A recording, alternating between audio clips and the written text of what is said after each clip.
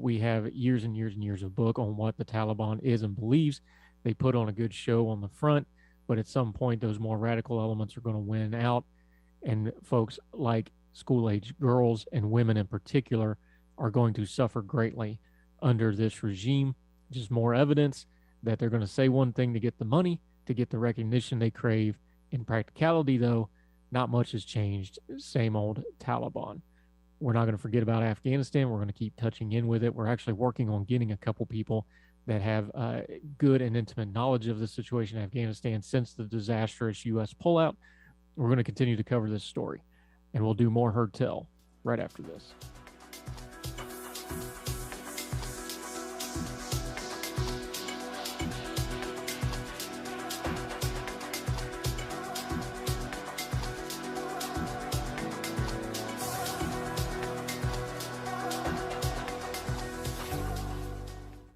I'm an HVAC technician, summer's most popular person. To say my job is stable is an understatement. Every home has an air conditioning and heating unit, so I will always be needed. The best part? I make great money in a career I love. I went to CFCC and got hands-on practical training and quickly got a job.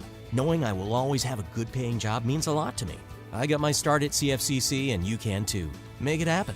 Make it CFCC. Visit cfcc.edu/HVAC and get started today.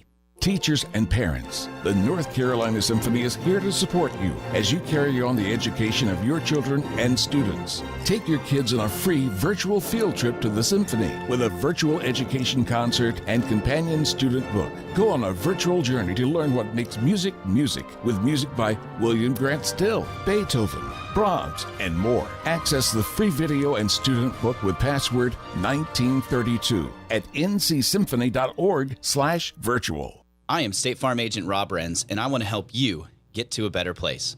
Visit us online at ilminsurance.com. That's ilminsurance.com. Like a good neighbor, State Farm is there. It's Thursday night, and you're grabbing drinks with some friends. Started off with a pitcher for the table, which quickly becomes two. There's pool. And there's the photo booth. All right, everybody squeeze in. Say cheese! Followed naturally by an order of wings. And another. Can we get some extra ranch sauce? Then there's the ceremonial nightcap. So what are we doing this weekend? And lastly, it's back to the car, which, if you're buzzed,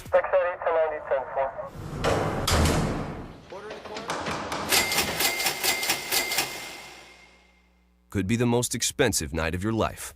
Getting pulled over for buzz driving could cost you around $10,000 in fines, legal fees, and increased insurance rates.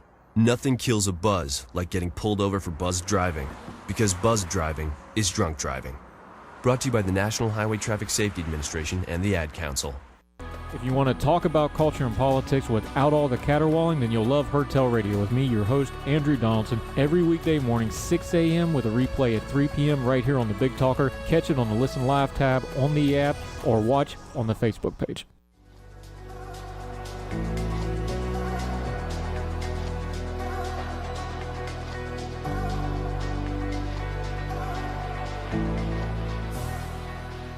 Welcome back to Heard Tell. You know we always try to end on a little bit of a lighthearted note. Here's a lighthearted note. You know how we love our food. We do hashtag Twitter Supper Club on the Twitter. If you're online, you can always check that out. Here's one for you. WPST.com. Are Uncrustables just for kids? Do you know what I'm talking about? Uncrustables is from the piece. Are the round peanut butter and jelly sandwiches that come frozen in a box. The sandwich is pressed shut with the PB&J stuffed in the middle. With every bite, it oozes out, and yum. Traditionally, kids don't like crust, and parents spend so much time cutting the crust off for their kids that Schmuckers made this amazing product so there would be no crust. I could argue some adults don't like crust either. Yes, I know they come frozen so they can be plopped into a kid's lunchbox and it will thaw and stay cold for lunch, but I do the same thing. Pop it into my Yeti lunch bag, and by the time the show ends at 10 a.m., I'm ready to eat lunch. Yes, lunch is early for us because we're up so early. Would you ever take one to work, or would you be afraid to be made fun of? I don't care to be made fun of. I still love them. Come to think of it, I like other kids' food, and I'm not embarrassed to tell you. I have some Elio's pizza in my fridge right now. Bagel bites are the best. I just had mac and cheese bites the other day, and it goes on. This is a fun one from Chris Rollins at 94.5 PST, WPST.com. By the way, if you want to be a little more haute cuisine, that's a fancy French word for those of you from Logan, doesn't mean physically hot. You can actually buy a press and just get some bread, and you can make Uncrustables, and with a little cheap press device for 20-30 bucks, make Uncrustables at home. As with all things, it's Uncrustables are what you make of it. You can make some pretty tasty eats. By the way, peanut butter and jelly sandwiches, there was research, #1 food item for the NBA, top level athletes. They love those things right after games. So little PB&J love in the program. That'll do it for Heard Tell today. Wherever you are and whatever you're eating, we hope you're well. We hope you are well fed. And we'll talk to you tomorrow for more Heard Tell. All the music on Heard Tell is provided under a Creative Content license from monstercat.com. Bringing you the best local talk radio shows, Wilmington's Big Talker 106.7 FM, WFBT, Carolina Beach.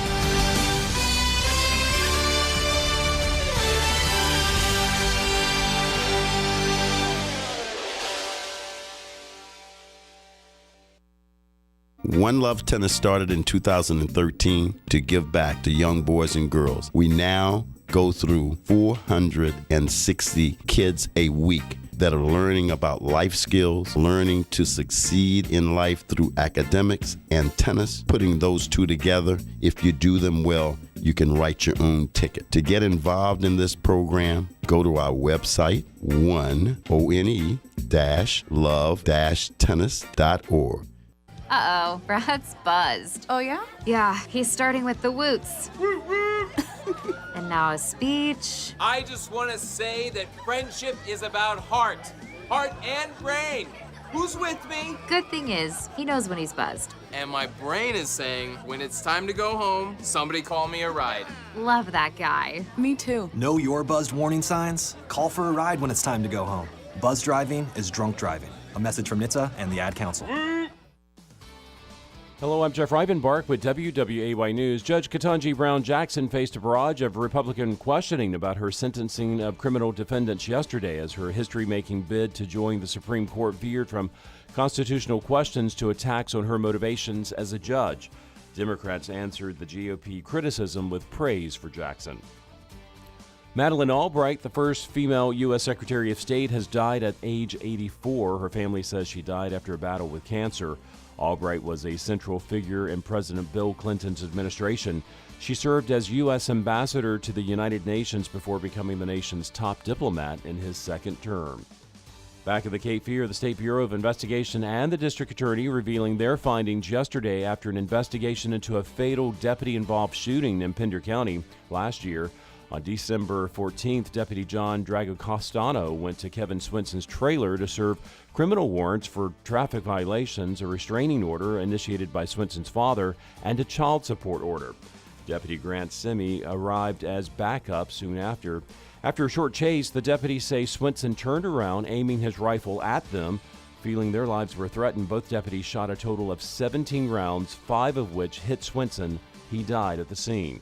Deputies Drago Castano and Simi were on leave during the investigation. Both were offered counseling and have been allowed to return back to work. And finally, a military vet who died in the Japanese attack on Pearl Harbor is finally coming back home to North Carolina. Seaman First Class Edward Talbert died aboard the USS Oklahoma on December 7, 1941.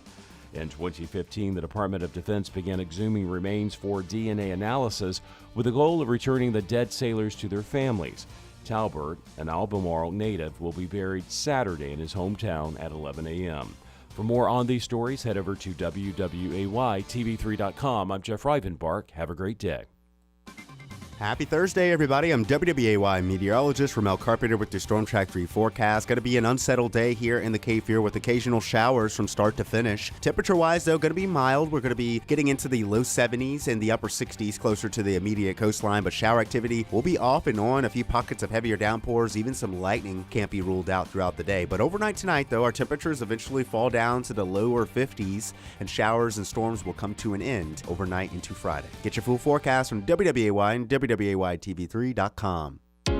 This news and weather is brought to you by Two Men and a Truck. For your free quote, go to twomenandatruck.com.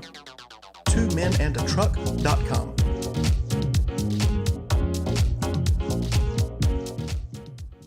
I'm a medical assistant. I'm the first person you see at the doctor's office. I love what I do. I never have the same day twice, and my job is stable, flexible, and important. And I have options. Medical assistants are in demand. I can work in a variety of healthcare settings, including specialty physicians' offices, hospitals, and in any healthcare facility. I'm a role model for my kids and a trusted healthcare professional at work. I got my start at CFCC, and you can too. Visit cfcc.edu/medical assisting and get started today. Hi, this is Justin Humphreys from the Humphreys Law Firm on Eastwood Road. The Humphreys Law Firm is located in Lumina Station, Wilmington, North Carolina, practices civil litigation, intellectual property, commercial, and residential real estate. Please give us a call at 910-332-0721 or visit us on our website, which is www.humphreysfirm.law. You can also listen to me every Thursday from 6 to 7 p.m. on the Big Talker 106.7 FM. If you want to talk about culture and politics without all the caterwauling, then you'll love Hertel Radio with me, your host, Andrew Donaldson, every weekday morning, 6 a.m. with a replay at 3 p.m. right here on the Big Talker. Catch it on the Listen Live tab on the app or watch on the Facebook page.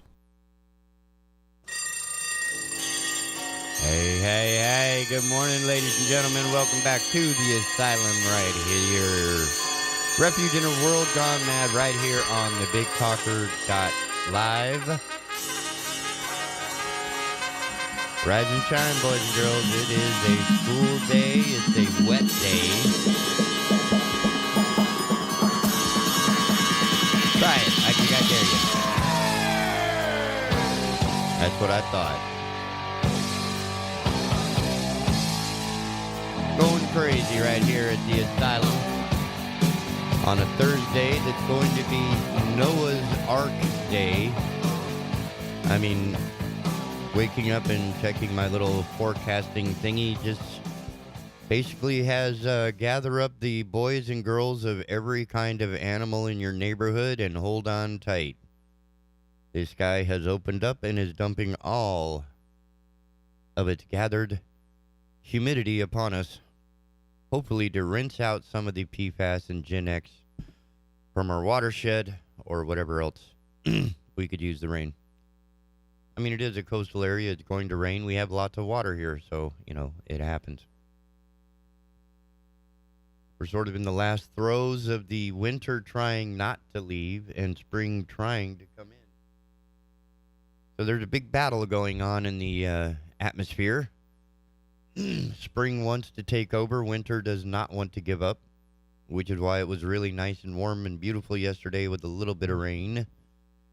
And now it's going to be cold and wet and nasty and not so much fun. And the next 2 or 3 days, temperatures are going to bounce all over the place like a pachinko ball. Anyway, BigTalker.live, the website, has a nifty feature on it called, hey, click here to send email to us. That way you can send us any questions, comments, concerns, critiques, or compliments you may have to help us improve this wonderful up-and-coming pirate radio station, stolen and snatched from the Murkison building downtown. By the way, when we were in the Murkison building, we were on the 9th floor of a 10-floor building, and we had a beautiful view looking down upon the North Carolina battleship North Carolina. Now, some really greedy, hateful people have decided they want to put a building a stack of crap-a-shack right next to the boat. But it won't be any taller than 240 feet. Ladies and gentlemen, can I point something out? The Murkison building is 10 stories. That's about 100 feet. 10 foot of floor, 100 feet. 10 floors, 100 feet. So they want to allow a building that's limited to 240 feet. Ladies and gentlemen, that's over 20 floors.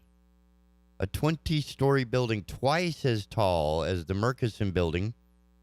And anybody living in those $1 million moldy stack of craps that have already blocked 2/3 of the view of the Murchison building to the to the west and north has already been blocked by that stack of shack. Now you want to put an even taller building between downtown and the Sunset. Now, can I just point something out?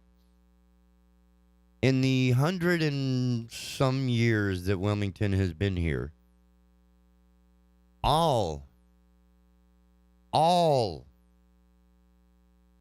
A-L-L, all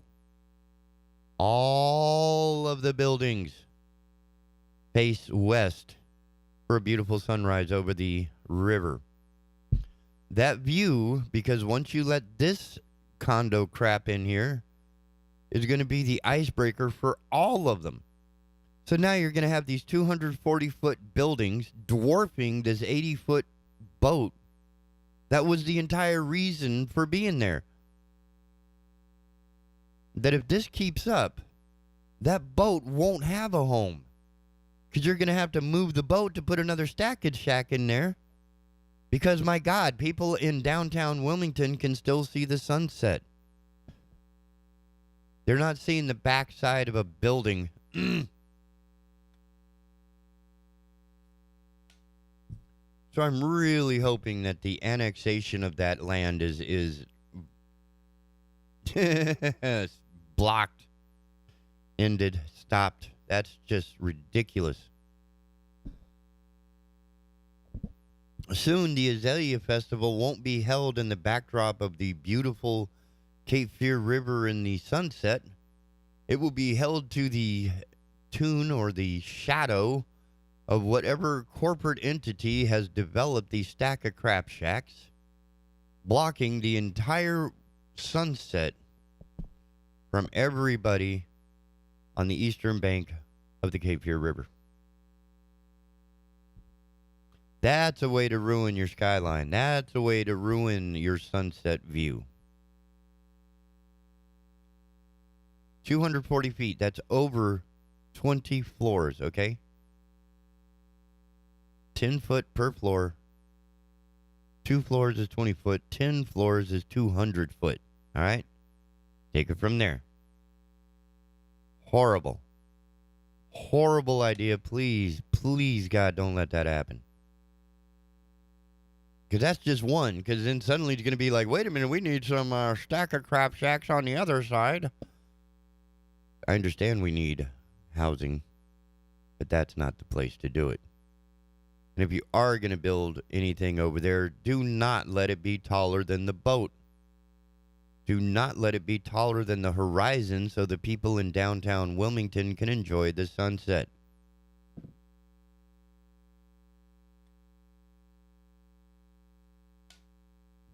There's plenty of land elsewhere in this area in which to build. Why you got to build right there and dwarf the boat and ruin the view is beyond me. Let's pivot to something you heard Andrew Donaldson chirping at you from Heard Tell. Brought in a lawyer to explain why being asked about her LSAT tests, Miss Jackson's LSAT tests, Judge Jackson, because that is kind of ridiculous. I mean, that's your entrance exam. The score on there is it's like taking a test before you get educated. It's like, okay, what don't you know? Then we're going to teach you. So the entrance exam, the SATs, et cetera, she pointed out is unless you're a college, this doesn't matter. This is irrelevant to anything else, certainly after you've already spent 20 years on the bench. As a judge, your LSAT test is just laughable. Somebody trying to sound like they're important, which is funny because some of those cats are lawyers themselves and would know what an LSAT test is, but nah. These are not the educated questions I would want to ask of a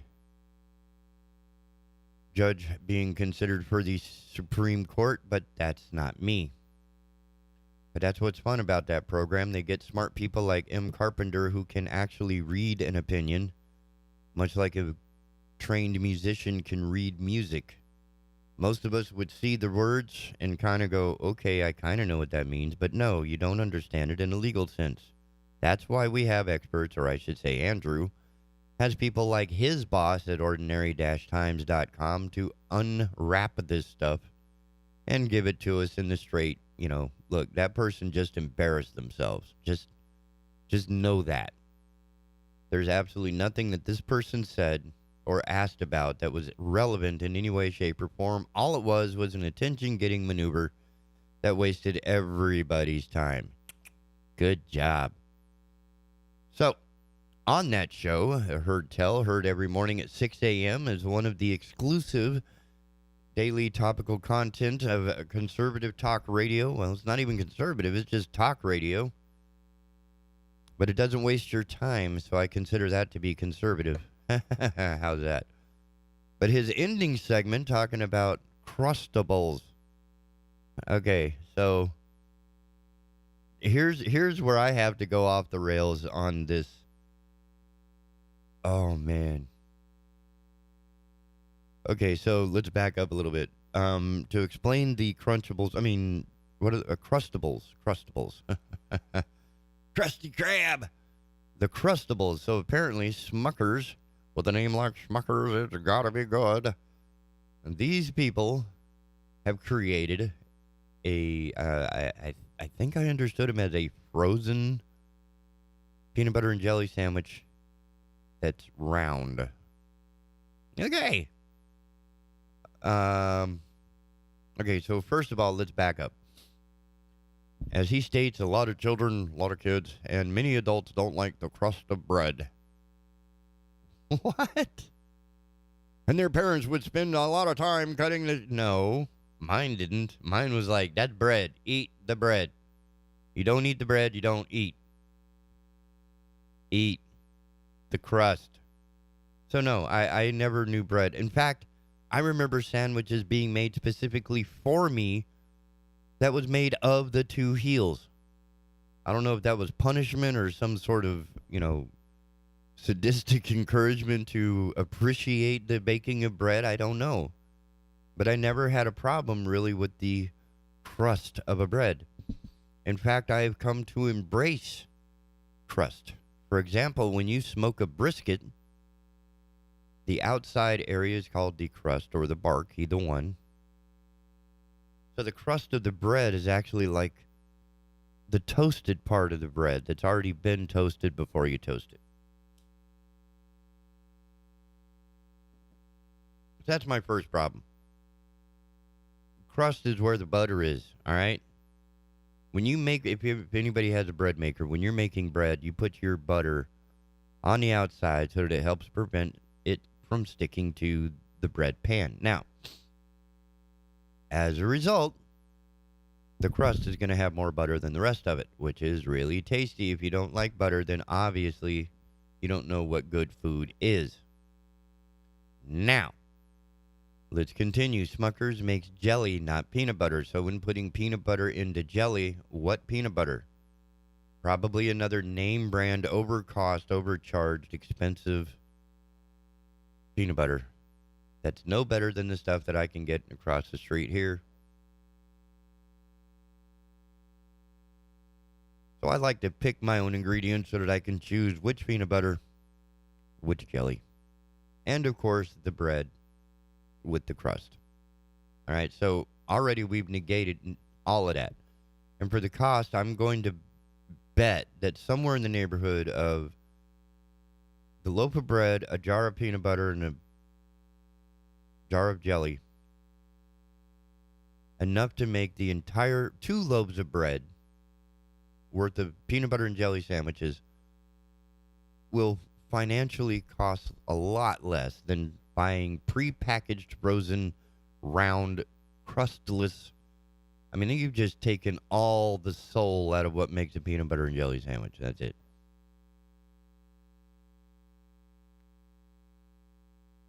That just ruined the sandwich for me. If you're going to make a peanut butter and jelly sandwich from scratch, I mean, how hard? It's got to take more time to unfreeze and unpackage the Crustable than it is to just make a fresh sandwich. Maybe even with bread you made yourself. Or maybe you could do it with an artesian Italian cheese herb bread. Maybe you do it with a rye. A very stout rye bread. That would do it. That'll hold up. But I do appreciate many of the childlike foods, or the, aimed more at the package, certainly marketed certainly to children or younger folks. And he was talking about his, mac and cheese and whatever else, and he left a couple of them out. The entire aisle of colorful cereal products, which, by weight is probably as much sugar as it is whatever oat or wheat they put in there. Other day, went to the store, walked by the cereal aisle. I should not have. They were having a 3 for sale on Apple Jacks. I bought 3 boxes of Apple Jacks and brought them home, and they did not last in this house 2 days. Whoops. Yep, apparently everybody likes Apple Jacks.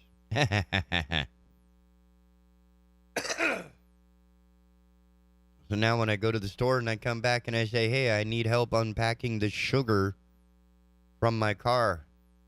Roommate looks at me, we got plenty of sugar. I said, no, you don't understand.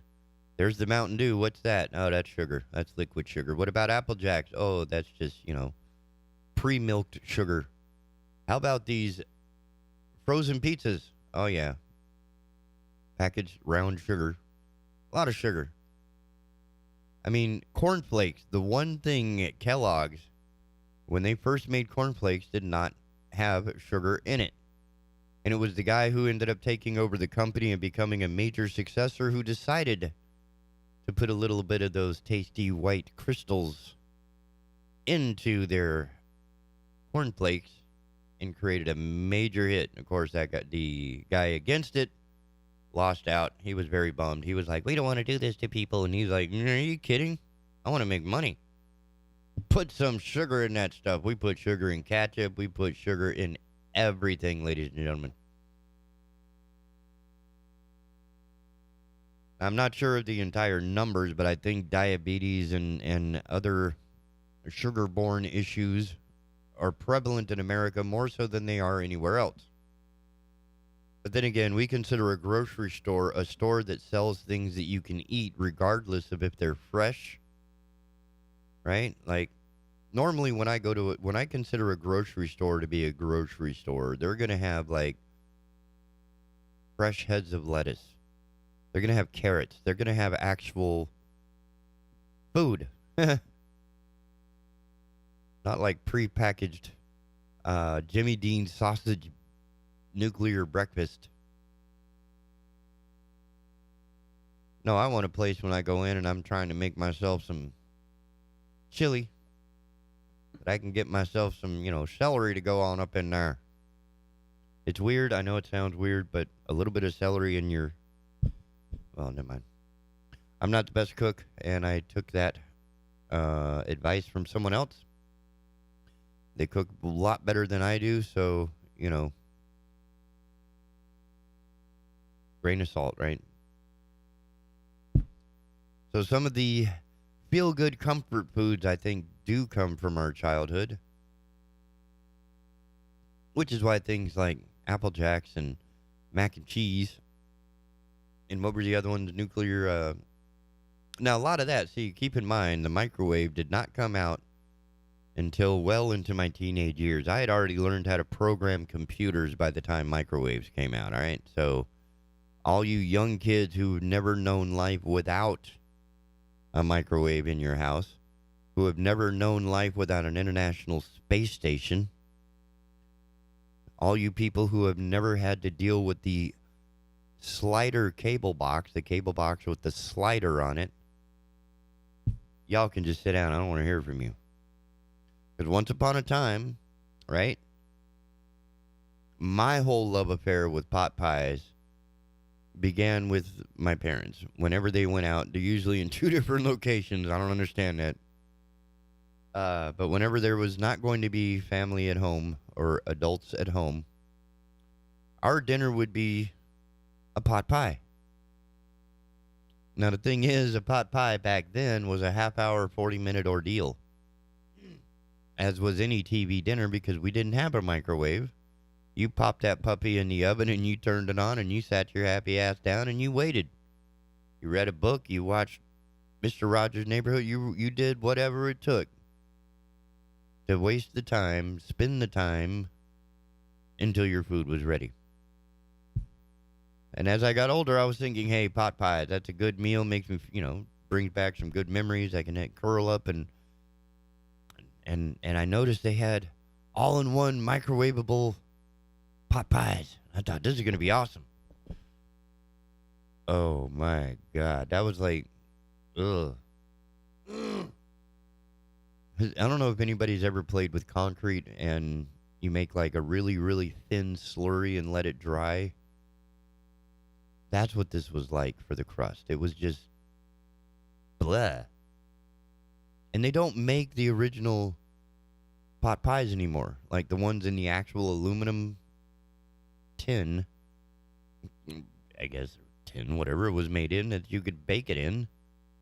They don't even make those. They're all microwave now, so there hasn't been a decent pot pie in 20 years. Call me. Fight me. If you think there's a decent pot pie out there, come on. If we can't fight over some of the other issues, then certainly we can, have a discussion over the quality of pot pies, the decline of the quality of pot pies over the last 20, 30 years. Pivoting on the idea of decline. Remember we chatted a few weeks ago about parking. Carolina Beach was doing their thing, and everybody's watching Carolina Beach, where last year, Curry Beach, just south of Carolina Beach, had instituted paid parking for the first time and came up with over $700,000 in 1 year. I mean, that would make anybody's eyes glaze over, thinking, man, just one found money, $700,000. How can we improve this next year? We could make $1.4 million if we doubled the cost of our parking. Hey. And we know it works, and we know people will pay it because Carolina Beach did it. They raised their parking rates from $100 a pass to $225 a pass. So one man, his little company fleet of 4 vehicles was $400, is now $900. Boy, that's really helping your local businesses, isn't it, Carolina Beach? So Curry Beach noticed that and said, hey, we could make, $1 million. Look at that, a free $1 million. We're just going to milk everybody who comes to Curry Beach. And then this. Curry Beach celebrates 75 years. So in their 75th year, they're going to charge you more for parking than they ever have before. But I digress.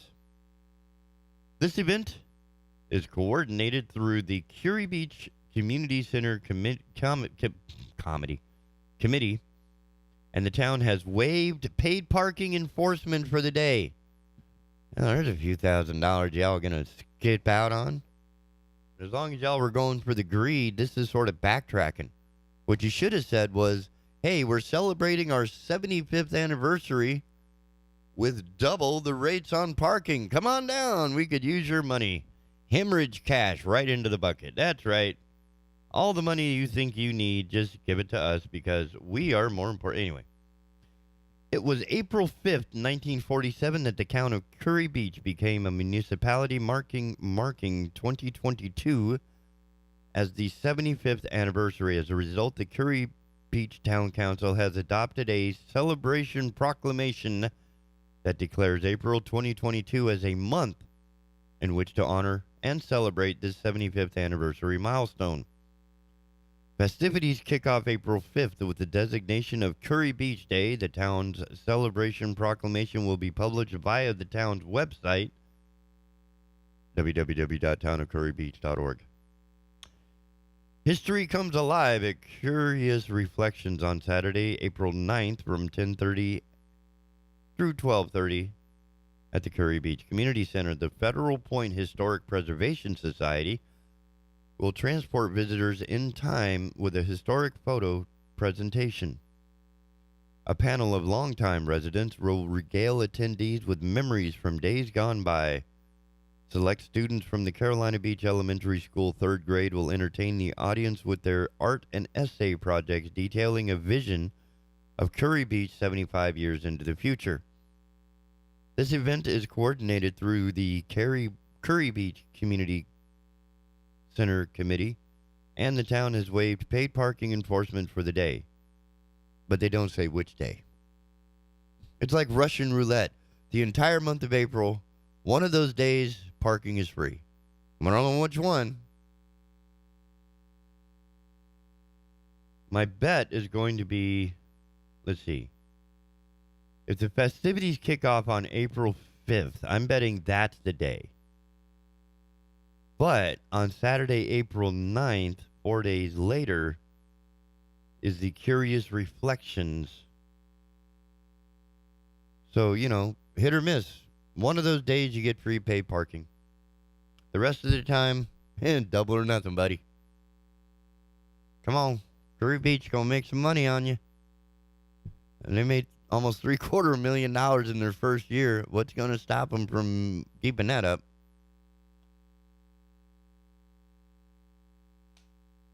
But hey, they're doing better than Carolina Beach, who, during their fight over off-season parking, had off-season paid parking until after paid parking season, off-season was over, and the actual proper spring paid parking season began.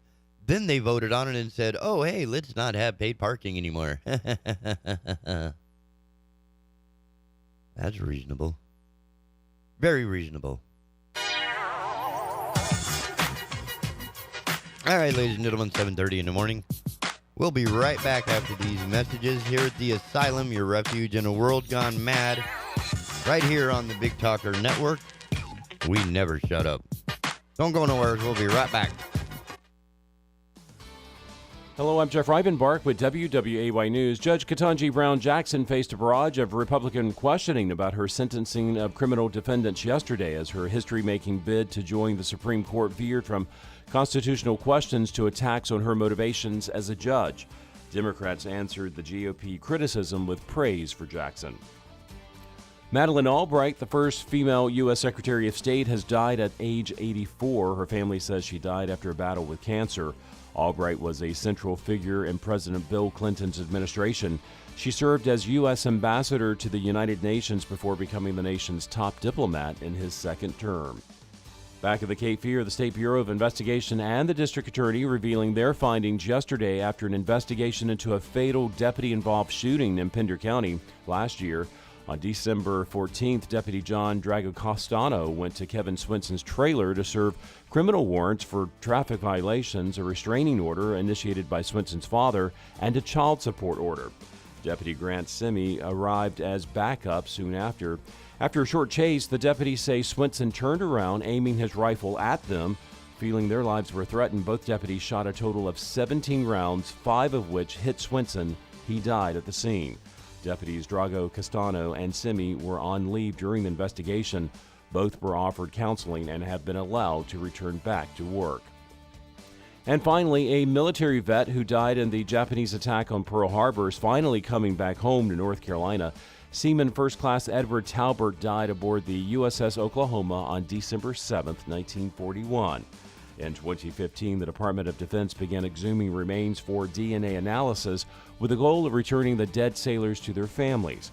Talbert, an Albemarle native, will be buried Saturday in his hometown at 11 a.m. For more on these stories, head over to WWAYTV3.com. I'm Jeff Rivenbark. Have a great day. Happy Thursday, everybody. I'm WWAY meteorologist Ramel Carpenter with your Storm Track 3 forecast. Going to be an unsettled day here in the Cape Fear with occasional showers from start to finish. Temperature-wise, though, going to be mild. We're going to be getting into the low 70s and the upper 60s closer to the immediate coastline, but shower activity will be off and on. A few pockets of heavier downpours, even some lightning can't be ruled out throughout the day. But overnight tonight, though, our temperatures eventually fall down to the lower 50s, and showers and storms will come to an end overnight into Friday. Get your full forecast from WWAY and WWAYTV3.com. This news and weather is brought to you by Two Men and a Truck. For your free quote, go to twomenandatruck.com. twomenandatruck.com.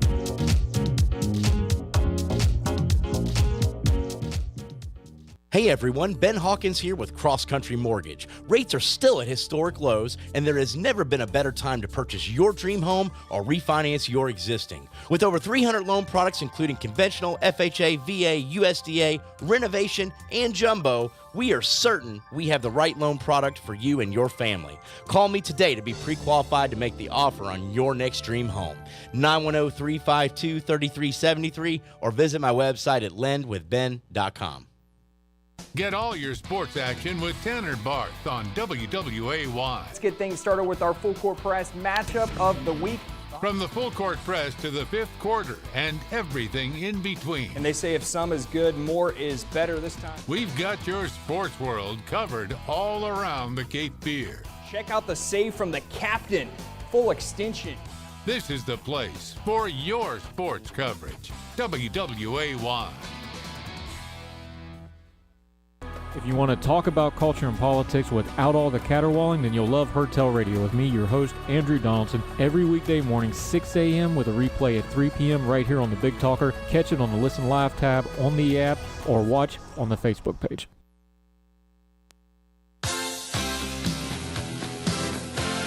That's right. Back at the Asylum, your refuge in a world gone mad, right here on the Big Talker Network. We never shut up. So during the break, somebody wanted to remind me of the word that I seem to have not used. Coddled.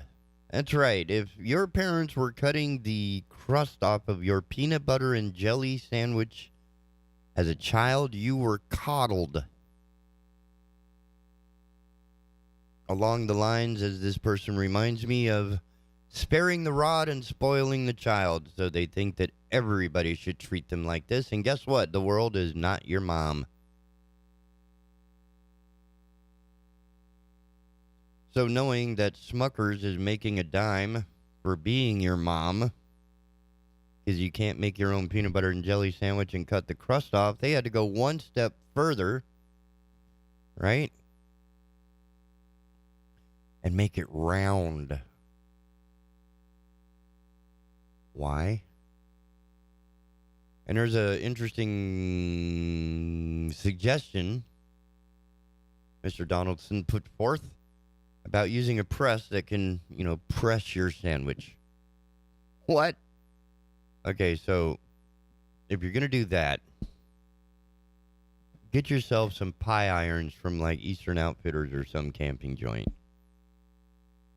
And you can make yourself the coolest, tastiest, most amazing, most fun turnover pie ever. It can be cherry, it can be apple, it can be cinnamon, it can be whatever you want. I knew them as pie irons. I was introduced to them in Boy Scouts. Basically, you rub the inside of the pie irons with a little butter.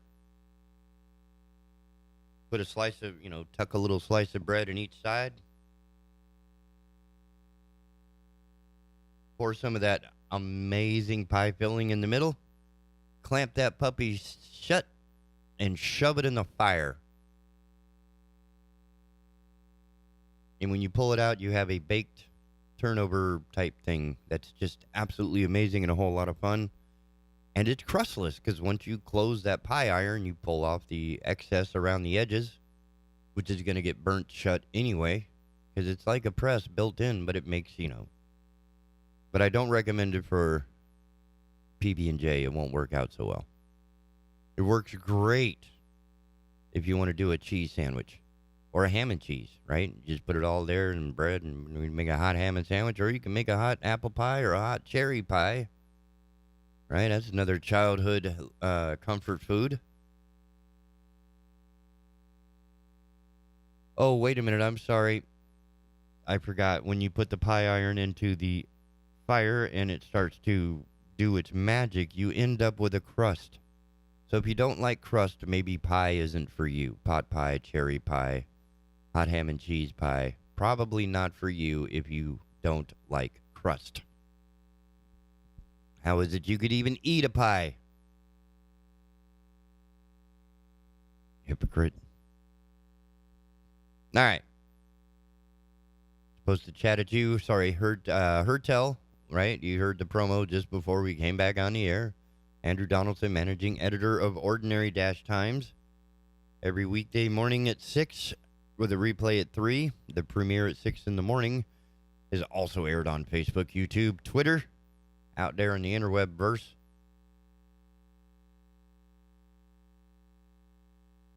Other fantastic programs include, Consumer Choice Radio immediately after this program is a replay, but it premieres Saturday at 10 a.m. Paul Ballone with Gun Politics and Freedom. You had a chance to meet him Monday morning. His show premieres Saturday at 1 in the afternoon with replays throughout the week. Not going to mention the fiasco that was last night. Oops. Instead, we had wonderful programming from everyone else, including When Radio Was. Premieres 7 o'clock every Monday through, the whole week. All 7 days. Airs at 7 in the evening and replays at 11 o'clock at night. If you remember the radio programs like Superman and Johnny Danger and Green Lantern and The Shadow, that's where these programs can be found. The original glory days of radio. Brought back just for you. Oh, and today's Homeowner on the Weekends, a 2-hour program to help you get the most out of your biggest investment. That's right. Most of us, our homes is our biggest investment. And to get the most out of that, there you go. That would be the one. So, did I do that? No, I did that. Shut up. People trying to give me grief on air. Look at this, man. I'm already doing my job. You just, you're just sitting there having coffee and give me a hard time. All right. Turning now to our friend Celeste Smith at WWAY, wrote an article about the 2 new fast electric vehicle chargers unveiled in downtown Wilmington. The city is taking additional steps towards going green and has unveiled its first electric vehicle fast chargers in downtown. The 2 chargers are on the ground floor of the Market Street parking deck. There are 2 different types of adapters at the station. They're also the first that are non-trademarked and usable by all electric vehicles in the greater Wilmington area. The chargers are free to use and are funded through the Volkswagen Settlement Grant administered by the Department of Environmental Quality. It also improves air quality as you move away from internal combustion engines. There's less particulates in the air. They're quieter, so it reduces noise pollution, and it also helps us achieve our greenhouse gas reduction goals for the city, said David Ingram, City of Wilmington's sustainability manager. In addition to the fast chargers, the city has 4 sets of regular level 2 chargers located in the Market Street parking deck, the 2nd Street parking deck, and the River Place parking deck. Free juice, ladies and gentlemen, free juice. And I tell you what, at $5 a gallon or $4 a gallon, whatever it is in your neighborhood for gasoline, a free charge is a good idea. But I tell you what, I'm probably not going to charge my car, but I will charge my taser. No, I don't have a taser yet, but my goodness, I am becoming more and more, inclined to purchase one. Boy, I got Celeste Smith working overtime. Stop it. And his website is impossible. Leland Town Council to discuss possible development at Point Peter. Plans for a controversial riverfront development in New Haven County will be moving on to the next steps after receiving a vote from the Leland Planning Board to move forward. Leland Town, this is the one I'm railing about, and I'm hoping we can get a hold of some people and stop this. Leland Town Manager David Hollis about Tuesday. What? Okay, we got to go back to 099 English. The Planning Board voted 4-3 to create a zoning district with a maximum height of 240 feet. They also voted to approve applying the district to the property at Point Peter on the western bank of the Cape Fear. The new zoning district would allow the construction of Battleship Point, which would have 500 condominium units, 300 apartments, and a hotel on the 8 acres of land, all of it dwarfing the boat and blocking the entire westward view of anybody in downtown. Just to remind you of that. They also voted to approve applying the district, Hollis says the development has the potential to fit into the town's 2045 plan for economic growth and development. The folks who are interested in developing it, they're wanting to move forward with the project. Of course, money.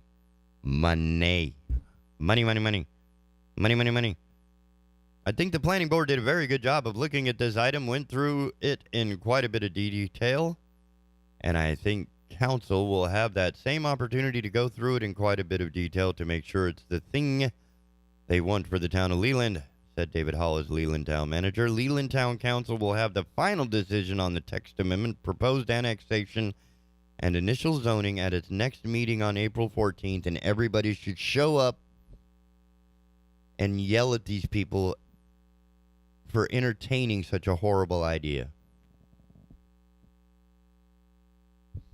8 acres, 240 foot tall, of not enjoyable view.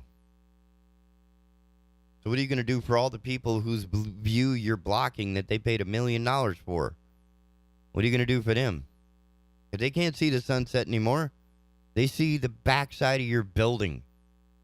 Who the hell wants that? Why is every building on the river in Wilmington on the east side of the river? Why is that? Why is that?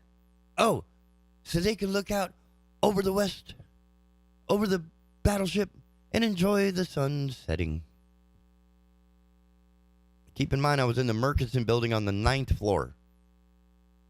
That's 90 feet in the air. They want to build 240. That's 15 floors higher than where we were. And we couldn't see through the building that they'd built right in front of us. So our entire view, which used to be a beautiful view of the western sky, we could see the entire river from the Memorial Bridge all the way up to the Isabella Stellings Holmes Bridge.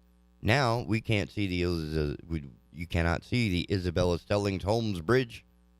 All you see is somebody walking around in their bathrobe in the condominium and a stack of crap shacks directly in front. Oh, and at taxpayers' expense, they had to move the people out whose condos, $1 million condos, had a mold problem because somebody couldn't build the thing right the first place.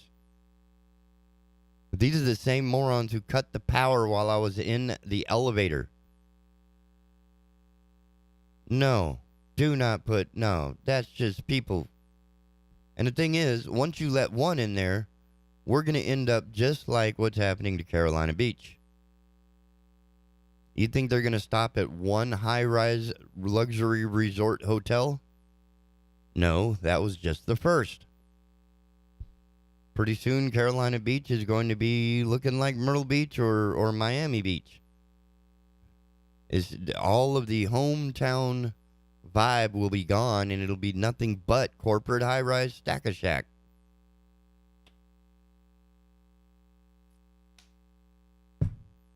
So if you want to know where the sun goes from 4:30 in the afternoon until moonrise All you have to do is look to these morons in Leland for building a sunblock for everybody in Wilmington, North Carolina. That's right. 240 feet in the air. That's over 20 stories. I would say 24 or 22 with towers on top. How's that? So that's going to be a beautiful addition to the westward sunset view, is the backside of somebody's condominium build. And what are the people on the east side of that building going to look at? Us? Downtown? It's bad enough the crap that I had to see when I was working in the Murchison building, because these people seem to think that they're like in privacy or something, just walking around in some. No, please, just close the blinds or something. Because you're less than 50 feet or 100 feet away from my window. And I'm trying to watch the battleship. I'm trying to enjoy life on the river. But it's dominated by a fat guy walking around with a half-open bathrobe, gnawing on a breakfast bar. Please, ladies and gentlemen, do not let Leland have a damn thing to do with the western bank of the Cape Fear River. Please. Everybody in New Hanover needs to drive over to this Leland annexation proposal and say, over my dead body. That's ridiculous. Leland's over here. Wilmington's over here. Leave the boat alone. And if they do build it, man, I hope it comes down like that building in San Francisco. Because you're building it on marshland, right? You're building it on a watershed that has so many other creatures in there that the river depends on. And yet our arrogance as humans thinks that we can just uproot all of that and just move on. No. If they do build it, I hope it collapses, and I hope it's $1 billion failure, and the guy ends up just like the Vertex rail guy, facing a multi-million-dollar bankruptcy lawsuit. And I hope we find out the major investor is China. That would be the cherry on top if we could just pull that one off and embarrass the hell out of whoever that developer is that's coming down here trying to ruin our environment. You want to do that, go to Myrtle Beach. Right? You want to do that, go to Virginia. Stay the hell out of Wilmington. And I think Leland needs to get, like, reprimanded or punished somehow. Stay in your... I mean, that's like...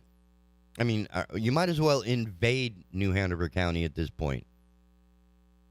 Because that's New Hanover County. That's part of our tax base. That boat is part of our tax base. The money that boat generates in tax revenue is New Hanover. So if we annex that, or if we give up that and allow Leland to invade and annex Crimea, I mean, the battleship, then all of that tax money will then go to Leland and Brunswick County. I'm not entirely cool with that, ladies and gentlemen. Not at all. And I'm more upset that somebody would think to build 240 feet into the air all across the western bank of the Cape Fear River, directly across from Wilmington, casting all of downtown Wilmington in shadow. Not pleased with that idea, ladies and gentlemen. Not at all. If this is something you support and you have something to say about it, please call me, because we need to talk. It will be a conversation that I promise you will not enjoy. There's absolutely nothing about that except the greedy financial gain of the developers. Because they're trying to buy swampland at pennies on the dollar, annex it into Brunswick County, use their tax base to fund their building. No, this is all sketch. Stay out of there. And I really hope that all of the community leaders, the town leaders, county commissioners, show up and say, no annexing. If there's something there I misunderstood, please give me a call, send me a note. Let me know that there is something about that annexation that I don't understand or don't have quite clear. But just as a individual who enjoys walking on the boardwalk and seeing life on the river and the sunset on the other side of the river, I would really not enjoy walking down that riverfront boardwalk and seeing the backside of somebody's stack of crap building. We have enough of that. Stop it. If you want to build up that type of crap, go, again, Myrtle Beach, anywhere else. Anywhere else.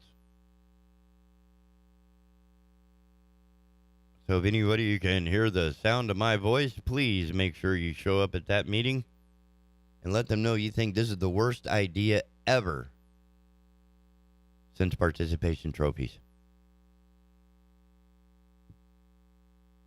All right, let's do one more news item before the top of the hour.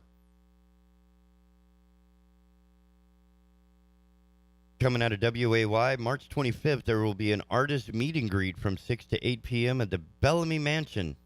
The meet and greet is open to the public. This is because the Bellamy Mansion Museum announces exhibit by artist Owen Wexler. From now until April 30, the Bellamy Mansion Museum will host the Close to My Heart and Home exhibit by artist Owen Wexler. On March 25th, there will be an artist meet and greet. That's tomorrow, by the way. Artist meet and greet from 6 to 8 at the Bellamy Mansion. The meet and greet is open to the public. A native New Yorker, Owen Wexler has called the South home for over 20 years, transplant. In his late teens, he moved to the Atlanta area and worked in the printing industry before returning to New York City to earn a Bachelor of Fine Arts at City College of New York. He then pursued a graduate studies at the Art Institute of Chicago, where he holds a Master's of Fine Arts in painting and drawing. After a brief stint in the New York City public school system, Owen turned to watercolor painting as his full-time occupation. In the mid-1990s, he returned to the South, and Wilmington, North Carolina became his home and his studio. His love and respect for the southern United States and the beauty of the environment has been the dominant influence for his work in oil, pastel, and acrylic. The show can be viewed during regular museum hours, Monday through Sundays, 10 a.m. to 4 p.m. To gain access to the exhibition, please stop by the Bellamy Mansion Museum Carriage House Visitor Center upon arrival for free admission. The Bellamy Mansion, located at 503 Market Street in Wilmington, is a nonprofit educational institution dedicated to interpreting the social and architectural history of the Bellamy Mansion and promoting a greater understanding of her historic preservation, architectural history, and restoration methods in North Carolina. And I've done video shoots in the Bellamy Mansion, so I can imagine that exhibit is going to be fantastic. I mean, it's a beautiful, beautiful building house. Been very well maintained. I'm not sure about that water fountain out front. It's a real drag to get a drink out of. Of course, it's in the middle of all that whipping by traffic on Market Street. I don't know, it just seems like a crazy place to put a fountain right in the middle of traffic. But at least the mansion is, on the right side of the street. It's got a little sidewalk, a little gate, a little fence. It's adorable. Adorable.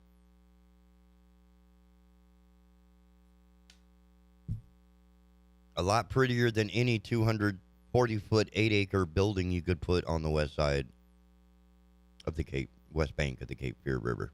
Please, don't do that. Don't let that happen. Please, please, please, please, please, please. Oh, my goodness. That's enough to upset anybody. At least me.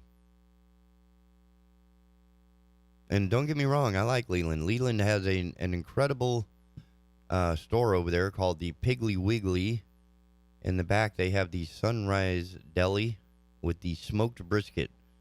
So there's your free plug if anybody is interested in a Atkins-friendly meal. I highly recommend the beef tips, smoked beef tips, the smoked brisket, or the smoked Boston butt. Everything coming out of the Smoke Rise Deli in the back there is done very, very well. So you should do that. You really should. I guess you don't believe me, but it is. It's. All right. I get it. All right. With that in mind, we're going to take a break right here on the Asylum, your refuge in a world gone mad, right here on the Big Talker Network. Please don't go nowhere. Keeping Southport informed. The Big Talker 106.7 FM WFBT, Carolina Beach.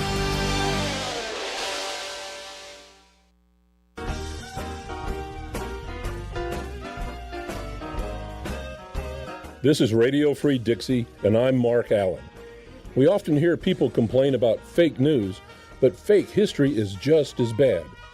The impression that many people have about the Old South is the result of fake history.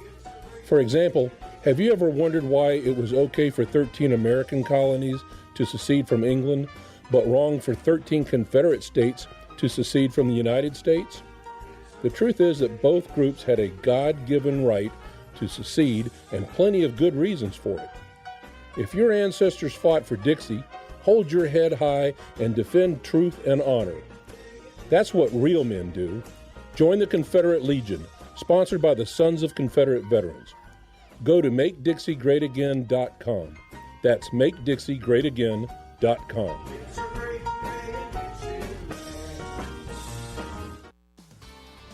Hello, I'm Jeff Rivenbark with WWAY News. Judge Ketanji Brown Jackson faced a barrage of Republican questioning about her sentencing of criminal defendants yesterday as her history-making bid to join the Supreme Court veered from constitutional questions to attacks on her motivations as a judge. Democrats answered the GOP criticism with praise for Jackson. Madeleine Albright, the first female U.S. Secretary of State, has died at age 84. Her family says she died after a battle with cancer. Albright was a central figure in President Bill Clinton's administration. She served as U.S. ambassador to the United Nations before becoming the nation's top diplomat in his second term. Back at the Cape Fear, the State Bureau of Investigation and the District Attorney revealing their findings yesterday after an investigation into a fatal deputy-involved shooting in Pender County last year. On December 14th, Deputy John Dragocastano went to Kevin Swenson's trailer to serve criminal warrants for traffic violations, a restraining order initiated by Swenson's father, and a child support order. Deputy Grant Simi arrived as backup soon after. After a short chase, the deputies say Swenson turned around, aiming his rifle at them. Feeling their lives were threatened, both deputies shot a total of 17 rounds, 5 of which hit Swenson. He died at the scene. Deputies Drago Castano and Simi were on leave during the investigation. Both were offered counseling and have been allowed to return back to work. And finally, a military vet who died in the Japanese attack on Pearl Harbor is finally coming back home to North Carolina. Seaman First Class Edward Talbert died aboard the USS Oklahoma on December 7, 1941. In 2015, the Department of Defense began exhuming remains for DNA analysis with the goal of returning the dead sailors to their families. Talbert, an Albemarle native, will be buried Saturday in his hometown at 11 a.m. For more on these stories, head over to WWAYTV3.com. I'm Jeff Rivenbark. Have a great day. Happy Thursday, everybody. I'm WWAY meteorologist Ramel Carpenter with your Storm Track 3 forecast. Going to be an unsettled day here in the Cape Fear with occasional showers from start to finish. Temperature-wise, though, going to be mild. We're going to be getting into the low 70s and the upper 60s closer to the immediate coastline, but shower activity will be off and on. A few pockets of heavier downpours, even some lightning can't be ruled out throughout the day. But overnight tonight, though, our temperatures eventually fall down to the lower 50s, and showers and storms will come to an end overnight into Friday. Get your full forecast from WWAY and WWAYTV3.com.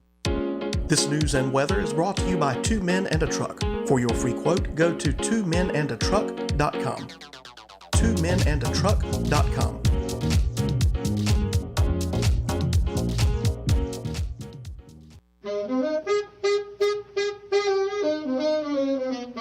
Let MusicRewind.com transport you back to another era with 100 wartime memories. Enjoy the original recordings from the greatest artists from that time period, such as the Andrews Sisters, Duke Ellington, Dinah Shore, Glenn Miller, Doris Day, the Ink Spots, plus many more. He's in the army now, a blowin' reveille. He's the boogie woogie bugle boy of Company B. Him Order 100 Wartime Memories now at musicrewind.com or call 800-206-5002 and pay only $21.98, an unbelievable value for 100 songs on 4 CDs. Plus, get a bonus of reduced shipping. Just enter or mention promo code WARTIME55. Go to musicrewind.com or call 800-206-5002 now. Don't forget promo code WARTIME55.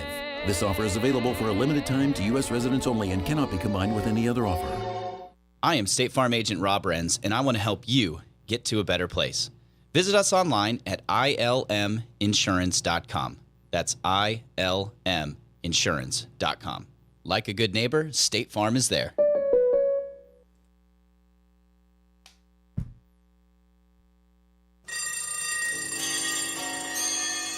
Good morning, boys and girls.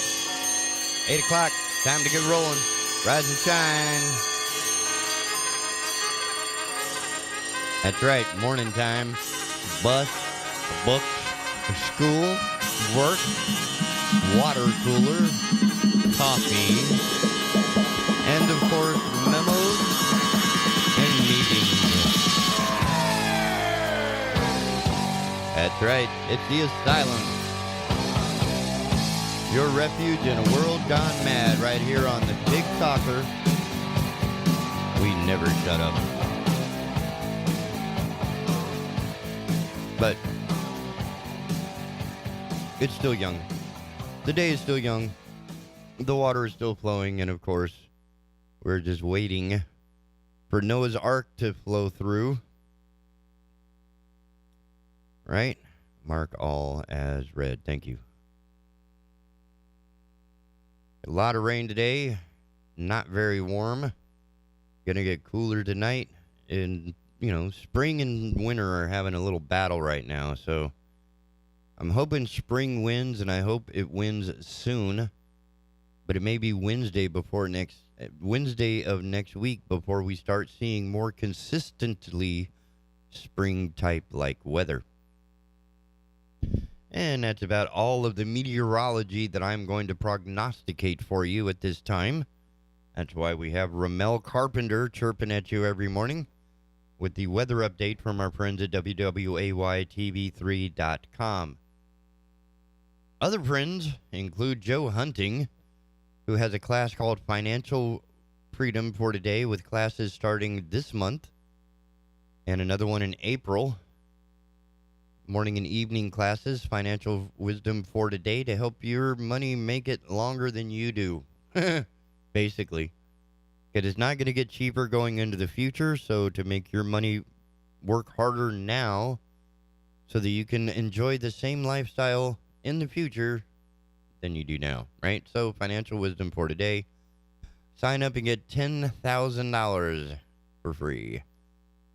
Part of the classroom antics that will teach you how the stock market works, how investments work, how the feds work, and how it is you can win in the 21st century. We have lots of great programming, all things Brunswick Tuesday night, Heard Tell every Monday through Friday with a recap twice on Sundays. Heard Tell, heard Monday through Friday at 6 in the morning, premiered on Facebook, YouTube, Twitter, and the NAPE network. With a replay at 3 in the afternoon on the network, the Twice on Sunday show, 8 o'clock on Sunday, played again at 2 in the afternoon, is a recap of all the interviews throughout the week that Andrew Donaldson has conducted. Consumer Choice Radio, premiering 10 o'clock, I believe, on Saturday morning. Guns, Politics, and Freedom with Paul Vallone premieres Saturdays at 1 in the afternoon. So there's a lot of good content, more coming, developing more and more, bringing more and more people into the fold, more and more content, so you can enjoy good conversations right here on the Big Talker Network. We never shut up. And to help you guys out, we have the Big Talker app for Android and iOS devices. And it also can be paired with your home digital home assistant, or whatever those things are called. I'm not savvy enough to have one of these, but apparently you can tell Siri or Alexa or whoever to set an alarm and wake you up at 6 o'clock in the morning to the dulcet tones of our friend Andrew Donaldson, chirping at you from the radio program Heard Tell. On the website, you can listen to our content. There's also a link so you can send us an email with any comments, questions, concerns, critiques, or compliments. We can't improve without your help. You can also peruse our schedule of content on the network. I like that, peruse. That's a like one of those small fancy words. Peruse. So stay tuned for more information. Oh, and your smart device, if you're savvy enough to have a vehicle with Bluetooth capability, you can pair your smart device with your automobile's entertainment system, so you can take the Big Talker content with you wherever your travels may make it, wherever you end up. Running errands or running to work or just, running in the park. Pop in the earbuds and enjoy a conversation with our friend Andrew Donaldson in the morning. Or me. I'm not going to judge you. Shoot. I personally do not care if you cut the crust off your bread. Boy, I almost ruined that one, didn't I? I could use a little more sleep. Yes. Wednesday nights are a lot of fun. Voicing the Pen at the Waterline Brewery under the bridge. Had some great talent last night. Great performers, artists, depending. Coming from all over the area, all over the state. Had one, let's see, we had Winston-Salem, I believe. I believe we had one from Charlotte. And one from Raleigh. So, it's not like you're going to hear the same 5 people from right here in town. The curators, Emily and CB, are pulling this content, pulling these artists from all over the area. And sometimes we're lucky enough to get somebody who's in town passing through. Hey, why not stop by? We'll get you recorded. We'll get you on the interwebs. We'll make you famous. Or at least we'll try. We're working on it.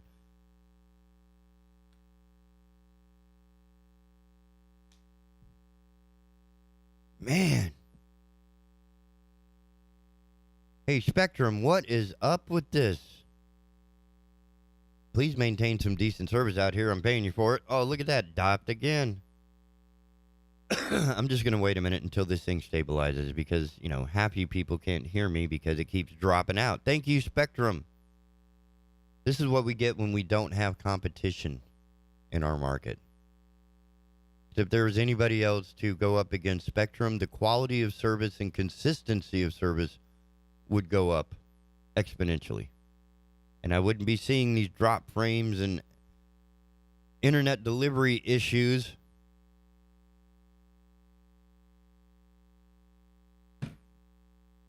I'll wait. Go ahead.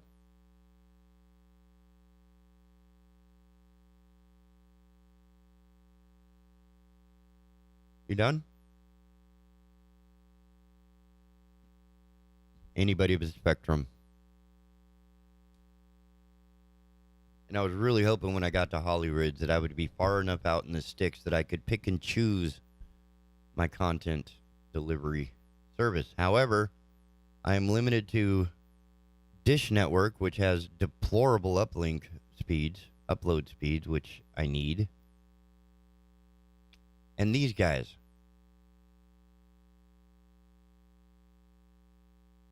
And it's not like a water source that needs to be properly maintained with stewardship. This is a technical service. And it's not mandatory. And the service that I have here for the station is a business service, so I should be getting business level. Like you guys playing Fortnite, you guys can handle some packet losses. You're just playing a game. I'm trying to run a business radio station here. Damn it. I need solid internet. I don't need, 2,000 drop frames in a morning program. What's up with that? Even had the actual show drop out a couple of times during the Heard Tell show this morning. Thank you, Spectrum.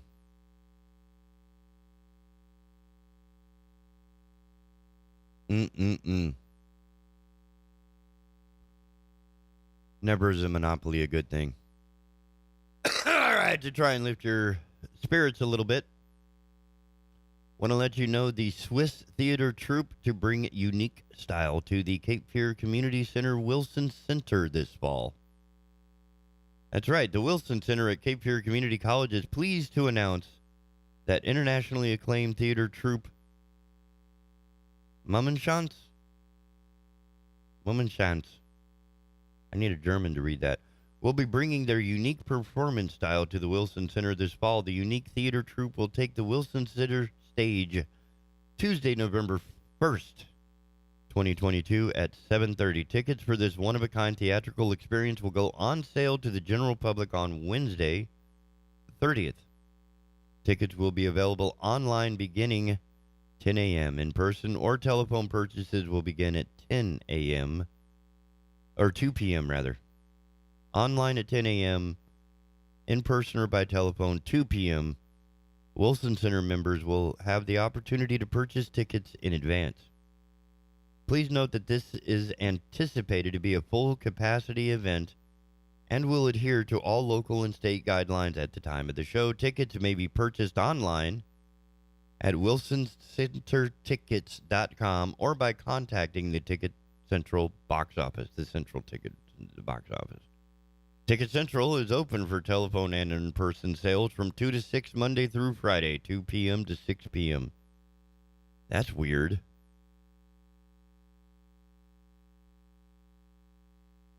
Most places are open at like 8, 9, 10 in the morning. I mean, these guys, they sleeping in. I mean, what kind of partying y'all doing to not show up at work until 2 in the afternoon? What the hell? Ticket Central may be reached by telephone, and you can ask them, why is it you wait till 2 in the afternoon to roll in? You can call them at 910-362-7999. Questions may also be directed to tickets@wilsoncentertickets.com. Man, I thought I was a lazy punk when I was working in a music store. I had to be there by 10:30 so we could open at 11 in the morning. And that kind of made sense, right? Because most of us were either working or performing at nights, right? So you get home at 2, 3 in the morning, and you're needing a good 6-hour nap. You can get up and get to work and make it by 10, 10:30. You're doing good. And now I have to be up at 5 in the morning, and I tell you what, I miss those days. So I tell you, I may be putting an application to Ticket Central because, you know, if they're only open from 2 in the afternoon until 6, that's a 4-hour day. Boy, I could rock that.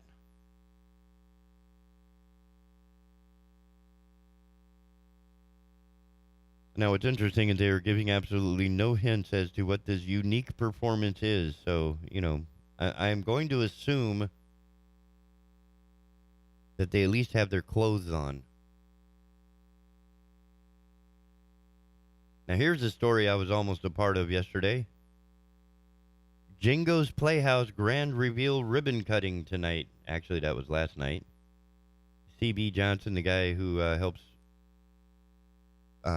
produce the Voice and Pen series at Waterline Brewery, was one of the production cats behind the, all of it. You know, Dan Brawley out there just spearheading this thing and building it into the massive, self-sustaining animal that it is now. Yesterday at 4, a ribbon-cutting ceremony with Bill Sappho, Mayor Bill Sappho, and key Cucalorians celebrate the extensive renovations completed on the Cucaloris Creative Campus during the past 2 years. Tours of the 4 main buildings of the Creative Campus during this open house and Josephine Decker's new film, The Sky is Everywhere, screened at 7 p.m. The event was free and open to the public, and I don't know why they write it in future tense even though they published it the day after. Y'all are weird.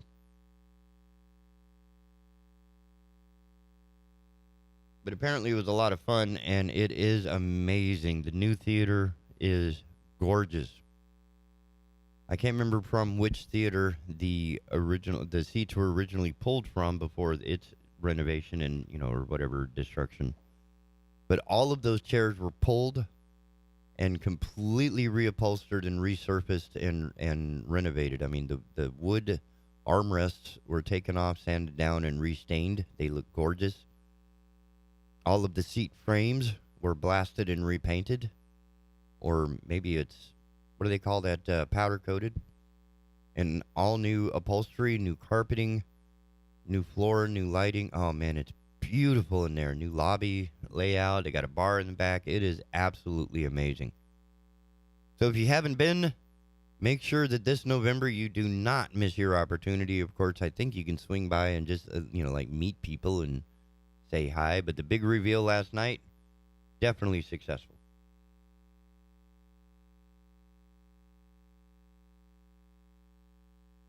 That's always a good thing. Oh. Call to action, ladies and gentlemen. Coming again from WAY. Call for Alzheimer's Association education volunteers in coastal North Carolina counties. Take two. Alzheimer's Association community educators are trained volunteers who assist with education and outreach programs, as well as provide support to families living with dementia. The Eastern North Carolina chapter of the Alzheimer's Association is expanding its team of volunteers to serve individuals and families in Brunswick, Carteret, Craven, New Hanover, Onslow, and Pender counties. Alzheimer's Association community educators are trained volunteers who assist with education and outreach programs, as well as provide support for families living with dementia. I can't believe he did that again. Cheating. Copy paste.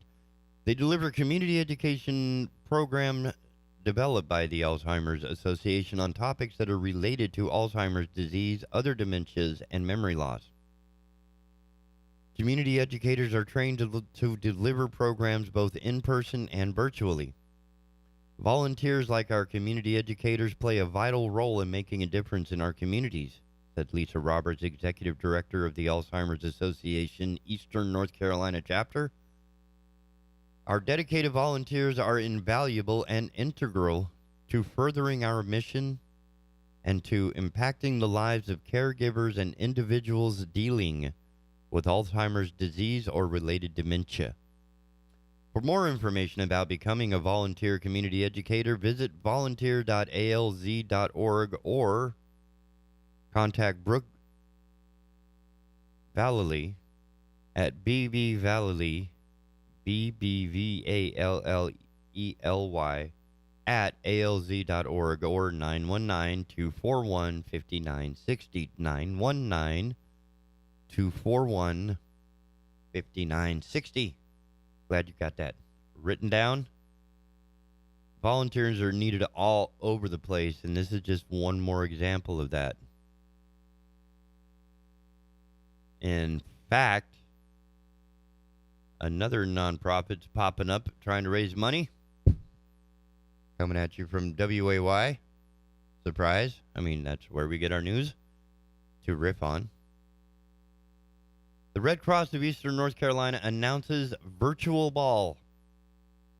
The auction is filled with over 150 exciting packages for trips, vacation homes, jewelry, dining, food and beverages, household decor, art, professional services, and more.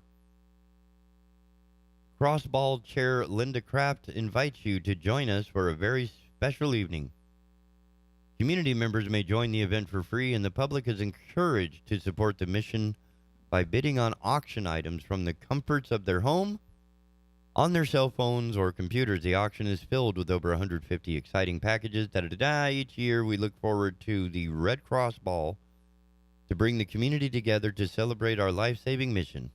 This year is no different as we celebrate virtually, said Barry Porter, Regional CEO of the American Red Cross of Eastern North Carolina. I have been inspired by the generosity of our sponsors and auction donors this year. We know our guests will be impressed by the variety of auction packages.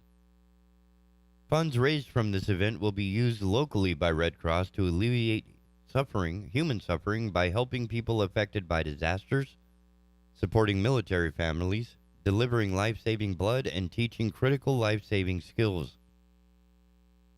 These essential services are only possible because of the generosity of volunteers and donors. You can register by visiting the website. Exciting silent auction packages are currently open for bidding. There will be a live program and auction on March 26th at 7 p.m. The silent auction will close at 8:30 p.m., so that gives you about an hour and a half. So go to WAY, look up the article, click the link, and go purchase your cool stuff right now. That's right, right now, ladies and gentlemen. Get yourself on down to the Red Cross Ball, the virtual ball, and buy you some stuff to help people out. Donors and sponsors actively participating in another community event.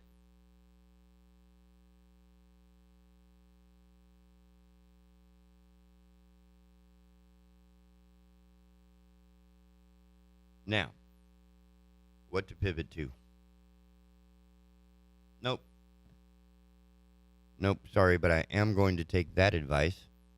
But we're close enough to the bottom of the hour that I'm going to take care of some behind-the-scenes stuff that you don't know about, because it's all the stuff that I have to take care of because, me. It's all about me running the station, trying to make it work, trying to make it happen. And that's why we're here. All right, now that it's working. Don't go nowhere. We'll be right back on the Big Talker. Oh, too long. Hello, I'm Jeff Reibenbark with WWAY News. Judge Ketanji Brown Jackson faced a barrage of Republican questioning about her sentencing of criminal defendants yesterday as her history-making bid to join the Supreme Court veered from constitutional questions to attacks on her motivations as a judge. Democrats answered the GOP criticism with praise for Jackson. Madeleine Albright, the first female U.S. Secretary of State, has died at age 84. Her family says she died after a battle with cancer. Albright was a central figure in President Bill Clinton's administration. She served as U.S. ambassador to the United Nations before becoming the nation's top diplomat in his second term. Back at the Cape Fear, the State Bureau of Investigation and the district attorney revealing their findings yesterday after an investigation into a fatal deputy-involved shooting in Pender County last year. On December 14th, Deputy John Dragocastano went to Kevin Swenson's trailer to serve criminal warrants for traffic violations, a restraining order initiated by Swenson's father, and a child support order. Deputy Grant Simi arrived as backup soon after. After a short chase, the deputies say Swenson turned around, aiming his rifle at them. Feeling their lives were threatened, both deputies shot a total of 17 rounds, 5 of which hit Swenson. He died at the scene. Deputies Drago Castano and Simi were on leave during the investigation. Both were offered counseling and have been allowed to return back to work. And finally, a military vet who died in the Japanese attack on Pearl Harbor is finally coming back home to North Carolina. Seaman First Class Edward Talbert died aboard the USS Oklahoma on December 7, 1941. In 2015, the Department of Defense began exhuming remains for DNA analysis with the goal of returning the dead sailors to their families. Talbert, an Albemarle native, will be buried Saturday in his hometown at 11 a.m. For more on these stories, head over to WWAYTV3.com. I'm Jeff Reibenbark. Have a great day. Happy Thursday, everybody. I'm WWAY meteorologist Ramel Carpenter with the Storm Track 3 forecast. Going to be an unsettled day here in the Cape Fear with occasional showers from start to finish. Temperature-wise, though, going to be mild. We're going to be getting into the low 70s and the upper 60s closer to the immediate coastline, but shower activity will be off and on. A few pockets of heavier downpours, even some lightning can't be ruled out throughout the day. But overnight tonight, though, our temperatures eventually fall down to the lower 50s, and showers and storms will come to an end overnight into Friday. Get your full forecast from WWAY and WWAYTV3.com. This news and weather is brought to you by Two Men and a Truck. For your free quote, go to twomenandatruck.com. twomenandatruck.com.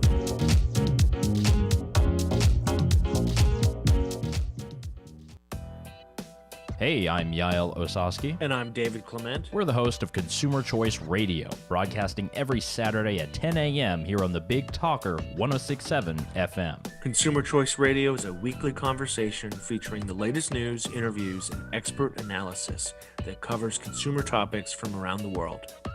ConsumerChoiceRadio.com.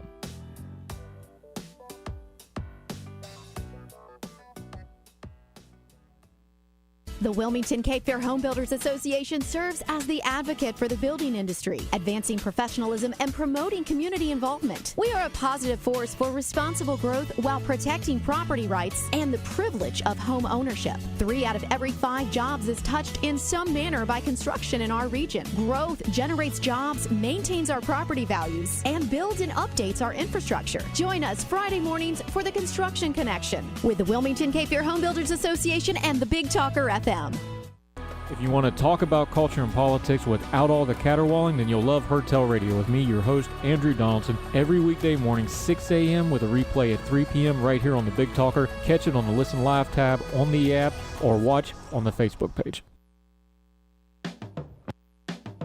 There it is. Wrong one. Welcome back to the Asylum, your refuge in a world gone mad, right here on the Big Talker Network. Please visit us at bigtalker.live. Send us an email with any questions, comments, concerns, critiques, or compliments you may have, because we can't get better without your feedback. Also, make sure to download the iOS, Apple iOS, or Android versions of our new and improved updated app. I think it's been released. I'm not sure. Might be ahead of that. And you can pair whatever it is, your digital home assistant with our streaming platform so you can wake up and enjoy hands-free and convenient streaming of all of the Big Talker content right there in your home while you're making your coffee and all that good stuff. You know what I'm saying? It's really cool right there. Just saw a story on WAY. And I got to tell you guys, this one's going to be hard to beat. You ready for this? This is dog dropped at a shelter because owners believed he was gay. It's adopted by new couple. That's right. In Albemarle, North Carolina, a North Carolina dog that was dropped off at the shelter because his previous owners believed he was gay has been adopted. A Facebook take 3. A Facebook post from the Stanley County Animal Shelter said the dog's owners surrendered him after he humped another male dog.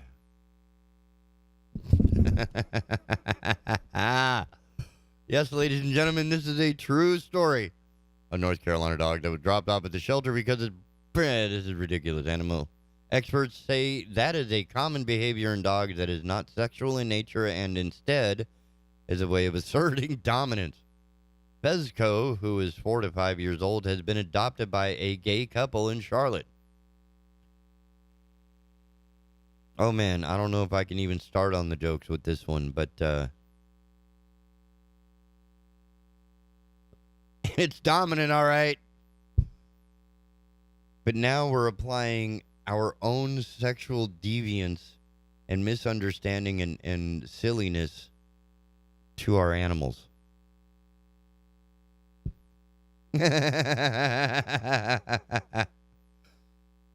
This clown show of humanity is ready for the sun to explode. This is ridiculous. I mean, the person who brought that dog back needs a serious education. Like, Man.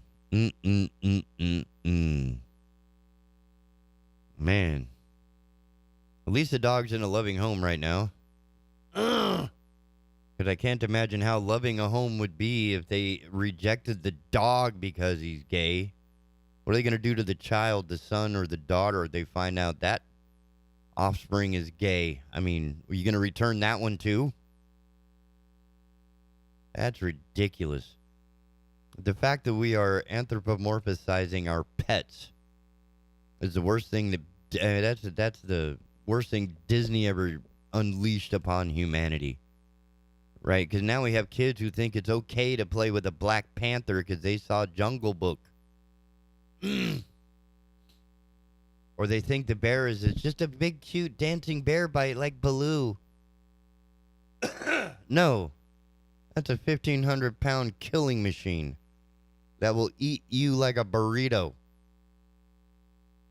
And won't even bother to unwrap you. It'll eat you packaging, clothing, shoes, and all. And pick their teeth clean. Enjoying the succulence of your human flesh. Ridiculous. A gay dog. And to return the dog to the shelter after he humped another male dog.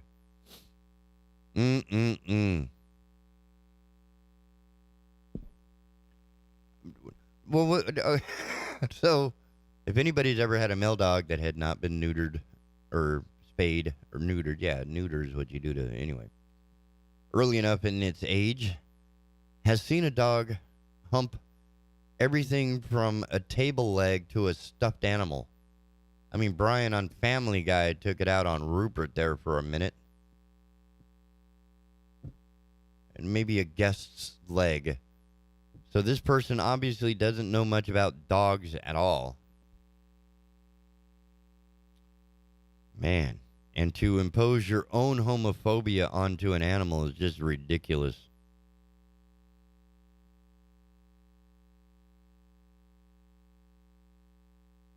We may have covered it. Yeah, the boat show for Cape Fear Community College. Pollen is a necessary nuisance in North Carolina. Here's a little bit of filler material I think we can have fun with. Come here.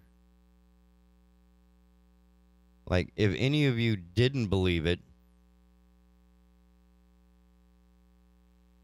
pollen really is being sexually molested by all the trees and plants that are, just splooging pollen everywhere. Stop it. This website is horrible, ladies and gentlemen.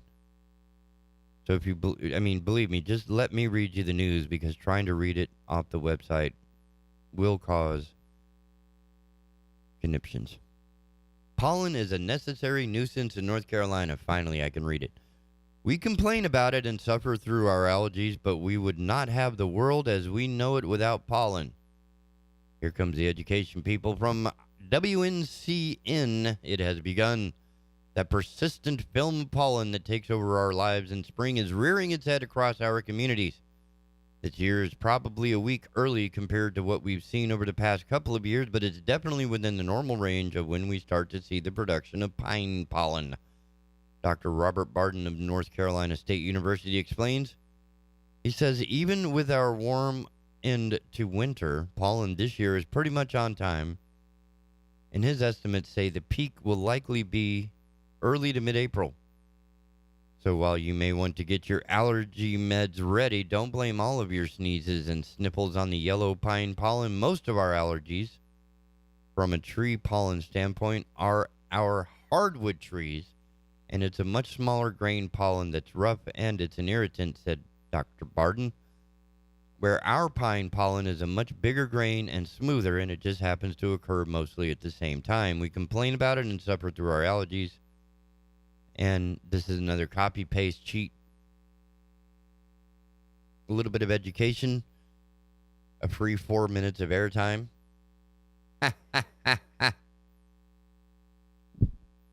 What's really awesome is that since it's raining like mad off and on today, that any pollen that popped over the night, and of course we saw some. I saw it yesterday, which was interesting. The pollen and the rain mixing on my car gave a neat sheen or hue to what was happening.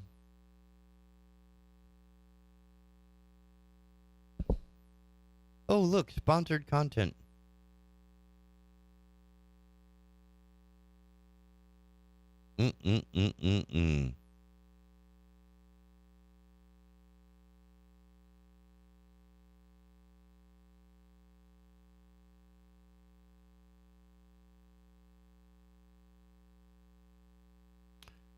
Well,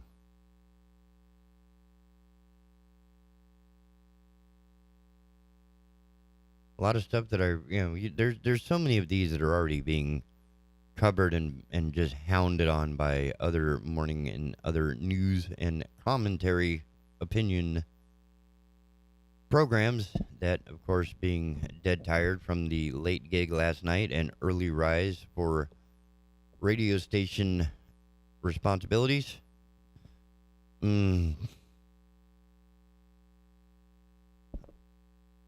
It's hard to keep it rolling sometimes.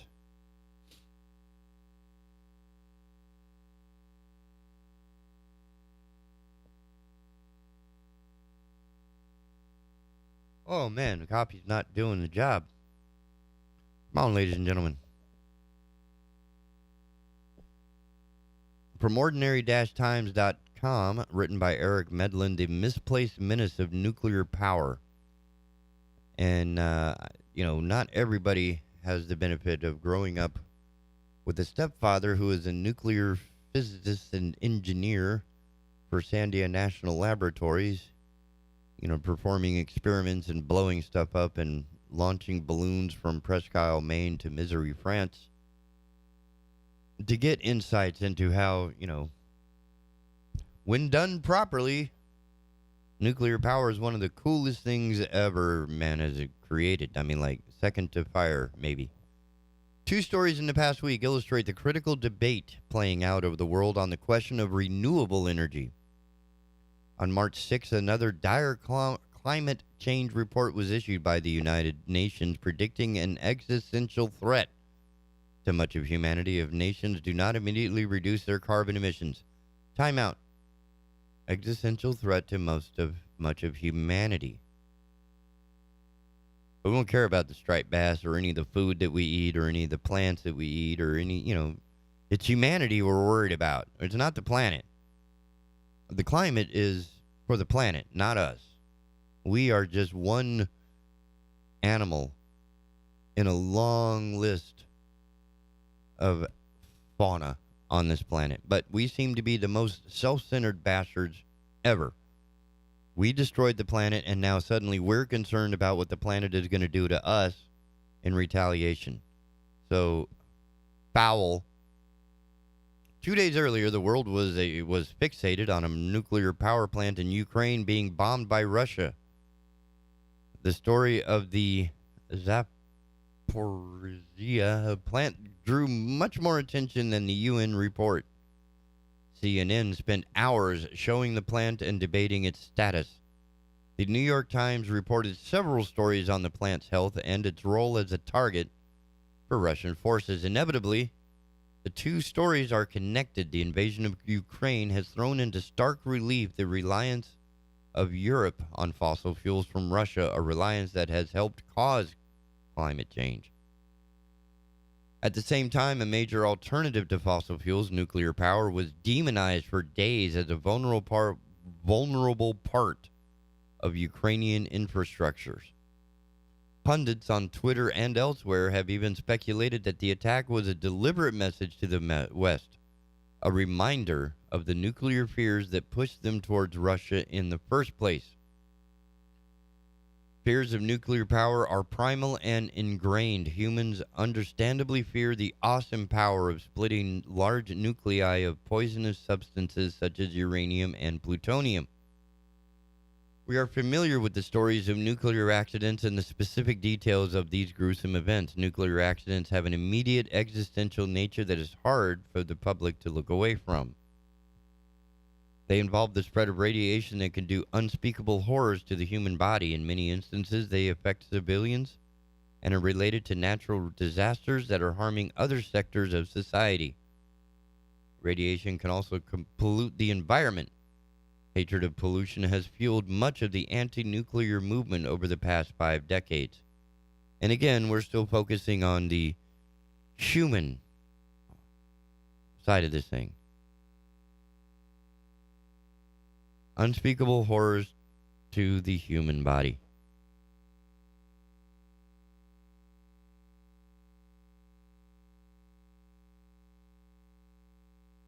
If I were to correct it, it would read unspeakable horrors to any Earth body.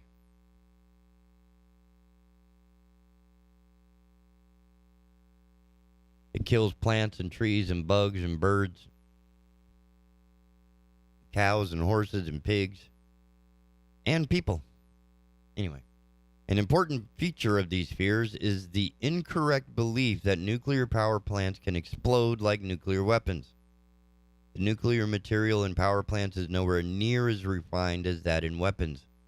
Chernobyl's nuclear disaster was caused by a steam explosion that released radiation, not a nuclear explosion. No matter the distinction, it is nearly impossible to divorce fears of nuclear weapons from fears of meltdowns and the release of radiation. All of these fears crystallized following the 2011 nuclear meltdown at the Fukushima reactor in Japan. Man, that was a knuckle-gripping few days. At least in my house, I was watching that with very close eye. Because, I mean, people were dying trying to defend or trying to protect that plant, trying to keep it from doing what it did. And, man, it was just too much. Day after day brought breathless news coverage of the meltdown, the release of radiation, the number of people affected, and the heroic plant workers who risked their lives to save the country from catastrophe. Overall, one death from cancer 7 years later was attributed to the event. The fears stoked by Fukushima pushed the governments of the West to slow down or abandon their nuclear power plans over the next decade. Governments in Germany or the United States could not rationalize the negative news coverage as the result of antiquated Eastern Bloc infrastructure as in Chernobyl. If such a meltdown could harm Japan, one of the world's most advanced countries, many Westerners believed it could also happen to them. Nuclear power was not meant to be replaced by more fossil fuels. Instead, the idea was that renewable energy would expand to make up the difference. European countries already seemed to be moving towards full decarbonization. There was more wind and solar power generation everywhere. Battery technology was improving. Green political parties remained sizable. Nuclear power was seen as yet another antiquated energy source that would fall by the wayside, just like the use of fossil fuels. But this rosy outlook was not realized. Instead, governments in Europe simply took the easy way out and turned back to fossil fuels. They prioritized expediency over years of patient investment. In some ways, this shift was necessary. European leaders had to do everything they could to protect their countries from the populist right, which had no interest whatsoever in jettisoning carbon from their economies.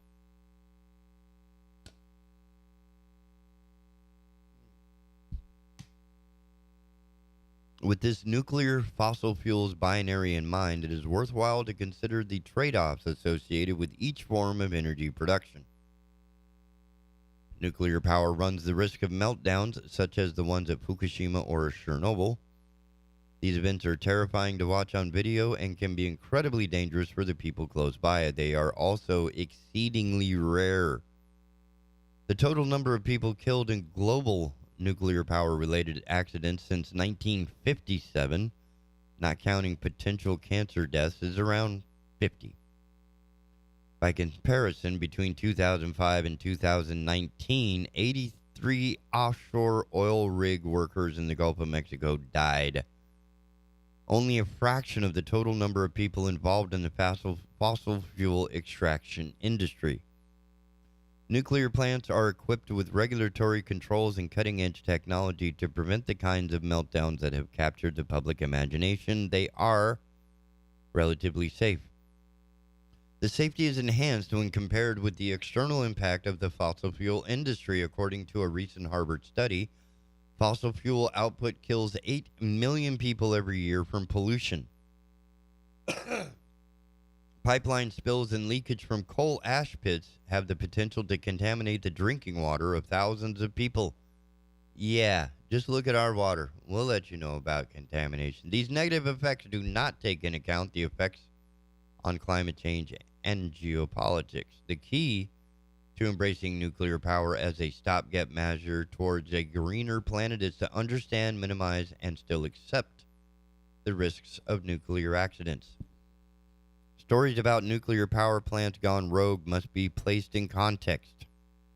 The benefits of decarbonization vastly outweigh the risks of the occasional meltdown. Environmental groups must work more on publicizing the direct health consequences of fossil fuel production, directly tying asthma and other deaths to burning coal and oil. At the same time, they need to drop all opposition to nuclear power outside of targeted regulations that can make the practice as safe as possible. Nuclear power alone will not solve the climate crisis. Nuclear plants are expensive and take years to go online. Regulations surrounding these plants are cumbersome and they do not always make financial sense. But the governments of the world have not shown the fortitude needed to let go of carbon without nuclear power. A strategy relying on nuclear power will reduce carbon emissions, decrease the power of petrostates, and make an eventual Green New Deal easier. It is a prospect that liberals especially should embrace.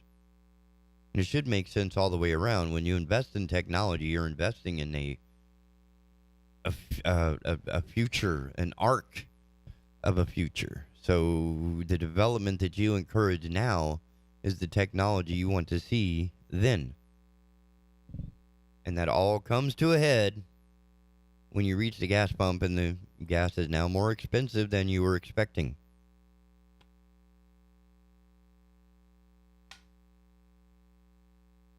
And now you have to choose between a full tank of gas and a 6-pack, or half a tank of gas and a 12-pack.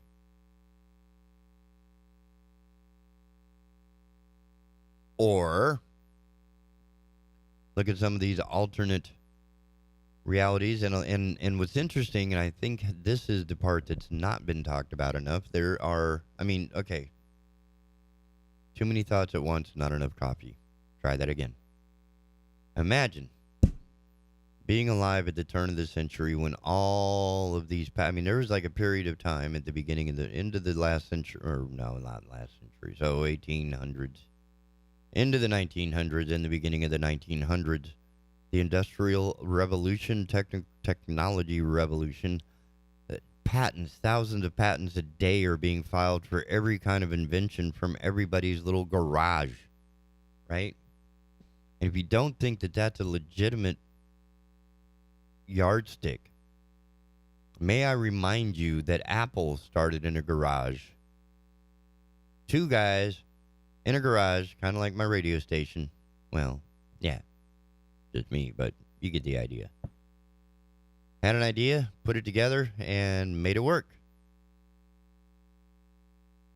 So the challenge of the new climate environment, the attitudes and such of that throughout the lands, I think is encouraging a lot of unsung garage inventors working their little tails off in relative obscurity, doing everything they can to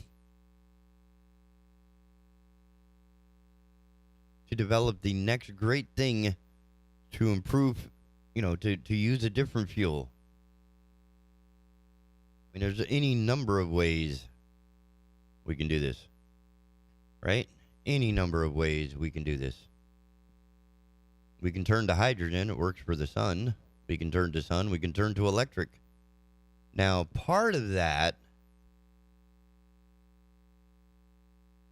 there's not a lot of safety oversight. Now, think about it. When Ford was building his first vehicles, it's not like there was anybody going, hey, you need to make sure that you have turn signals and the ability to see clearly all around the vehicle.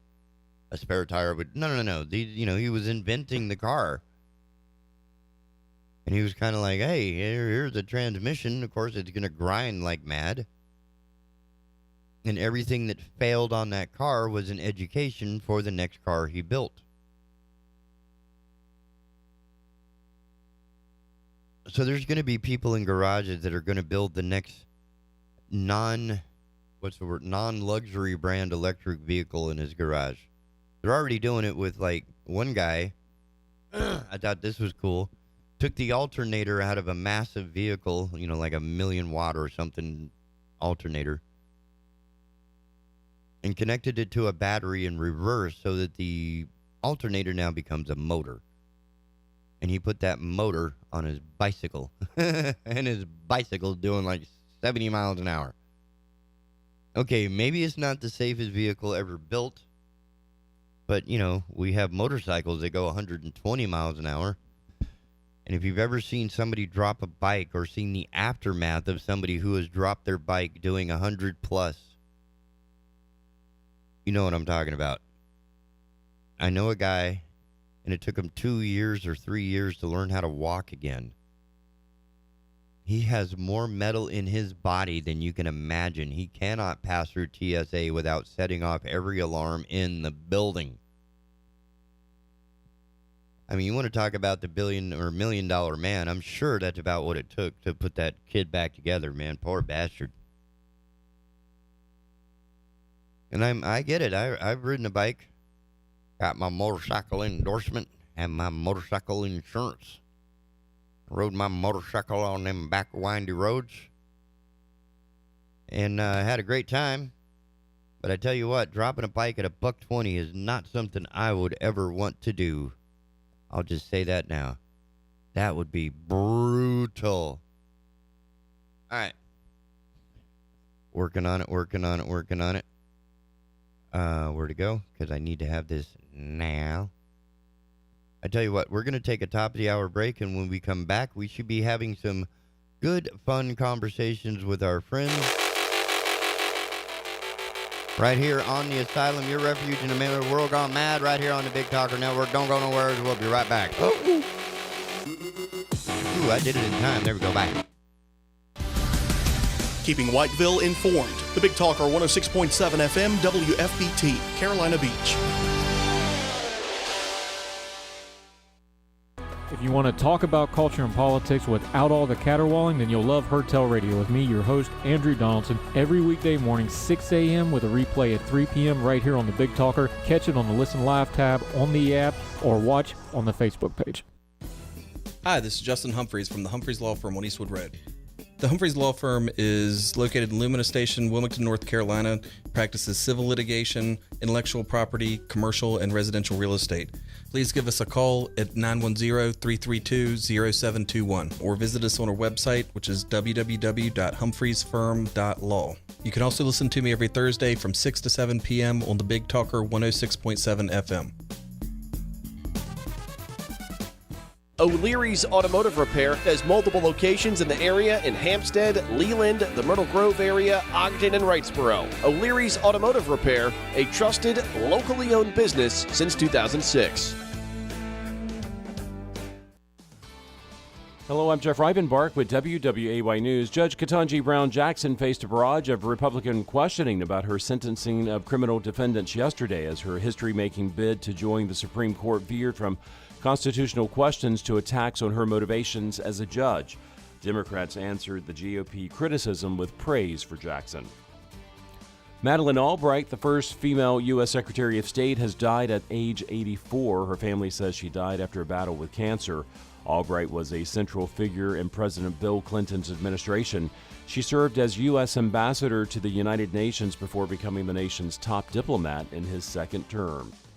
Back at the Cape Fear, the State Bureau of Investigation and the District Attorney revealing their findings yesterday after an investigation into a fatal deputy-involved shooting in Pender County last year. On December 14th, Deputy John Dragocastano went to Kevin Swenson's trailer to serve criminal warrants for traffic violations, a restraining order initiated by Swenson's father, and a child support order. Deputy Grant Simi arrived as backup soon after. After a short chase, the deputies say Swenson turned around, aiming his rifle at them. Feeling their lives were threatened, both deputies shot a total of 17 rounds, 5 of which hit Swenson. He died at the scene. Deputies Drago Castano and Simi were on leave during the investigation. Both were offered counseling and have been allowed to return back to work. And finally, a military vet who died in the Japanese attack on Pearl Harbor is finally coming back home to North Carolina. Seaman First Class Edward Talbert died aboard the USS Oklahoma on December 7, 1941.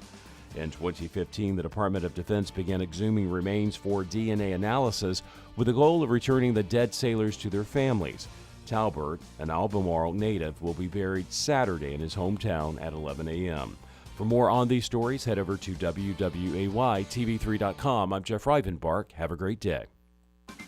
Happy Thursday, everybody. I'm WWAY meteorologist Ramel Carpenter with the Storm Track 3 forecast. Going to be an unsettled day here in the Cape Fear with occasional showers from start to finish. Temperature-wise, though, going to be mild. We're going to be getting into the low 70s and the upper 60s closer to the immediate coastline, but shower activity will be off and on. A few pockets of heavier downpours, even some lightning can't be ruled out throughout the day. But overnight tonight, though, our temperatures eventually fall down to the lower 50s, and showers and storms will come to an end overnight into Friday. Get your full forecast from WWAY and WWAYTV3.com. This news and weather is brought to you by Two Men and a Truck. For your free quote, go to twomenandatruck.com. twomenandatruck.com.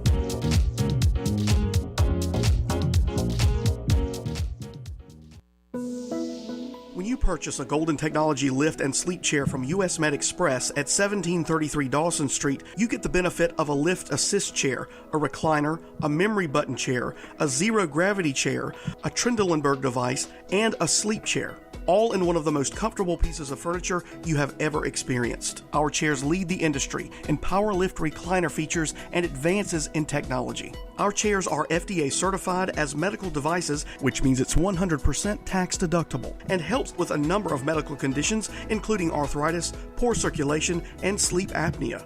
Give us a call today at 910-500-6162 or stop by and experience our chairs for yourself at 1733 Dawson Street. That's 910-500-6162. 1733 Dawson Street in Wilmington. US Med Express.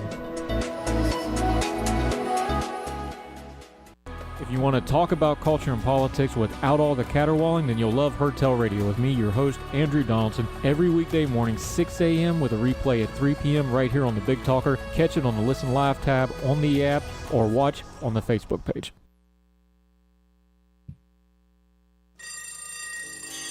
Hey, top of the 9 o'clock hour right here on the Asylum.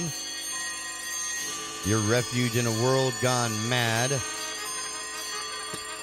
Chances are you're running late if you're just now getting moving. So come on now, rise and shine, get rolling. Got a little catching up to do. Yeah, if you have to, you can pop a nuclear burrito in the oven or one of those sausages just to start your day.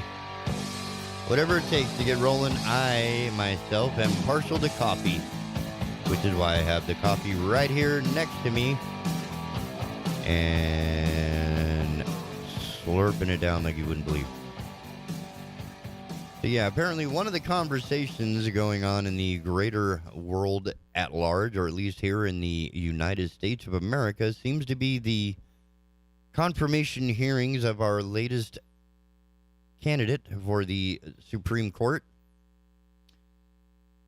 And the conversation spilled over into the Hertel radio program this morning at 6 o'clock. If you didn't listen to it, I highly recommend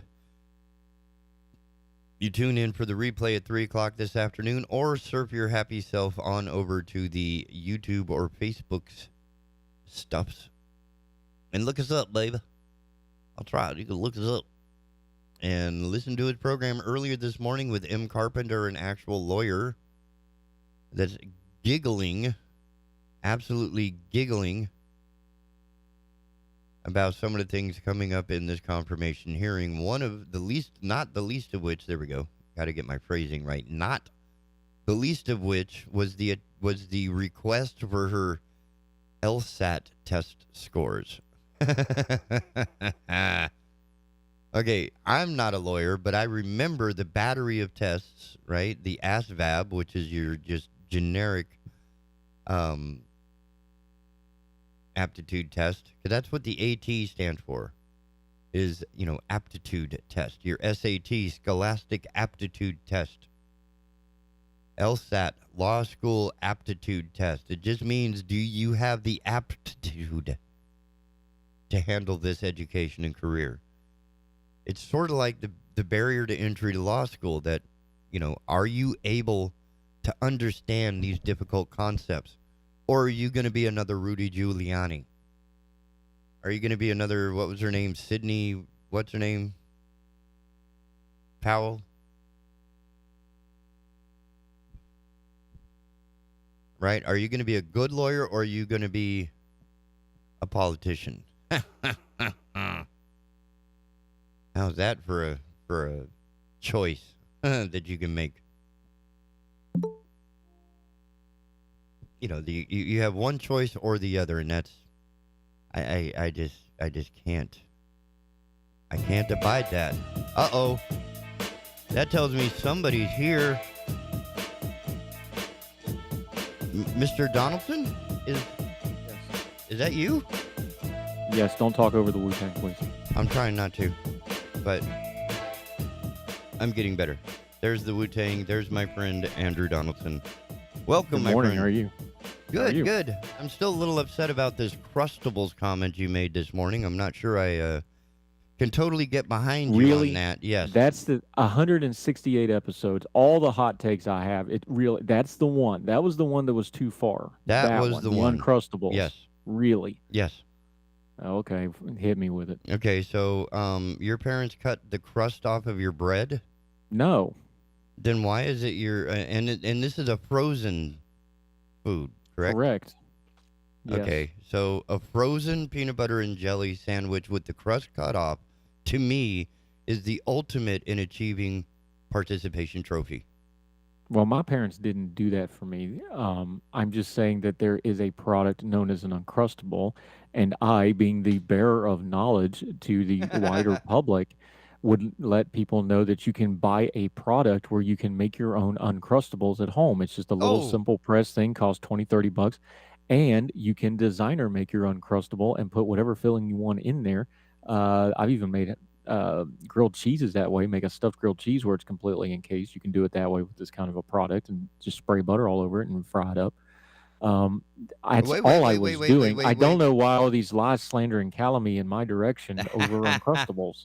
Well, it seems like we have hit one of the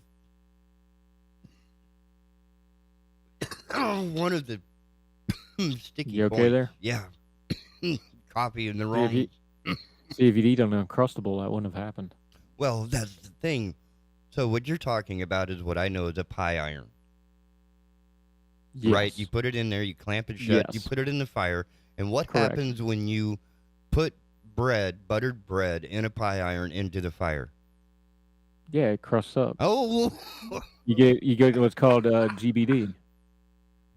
Golden brown delicious. Yeah. Is what we call it in food, GBD, golden brown delicious. Now, This is a bread very has old always been concept. GBD.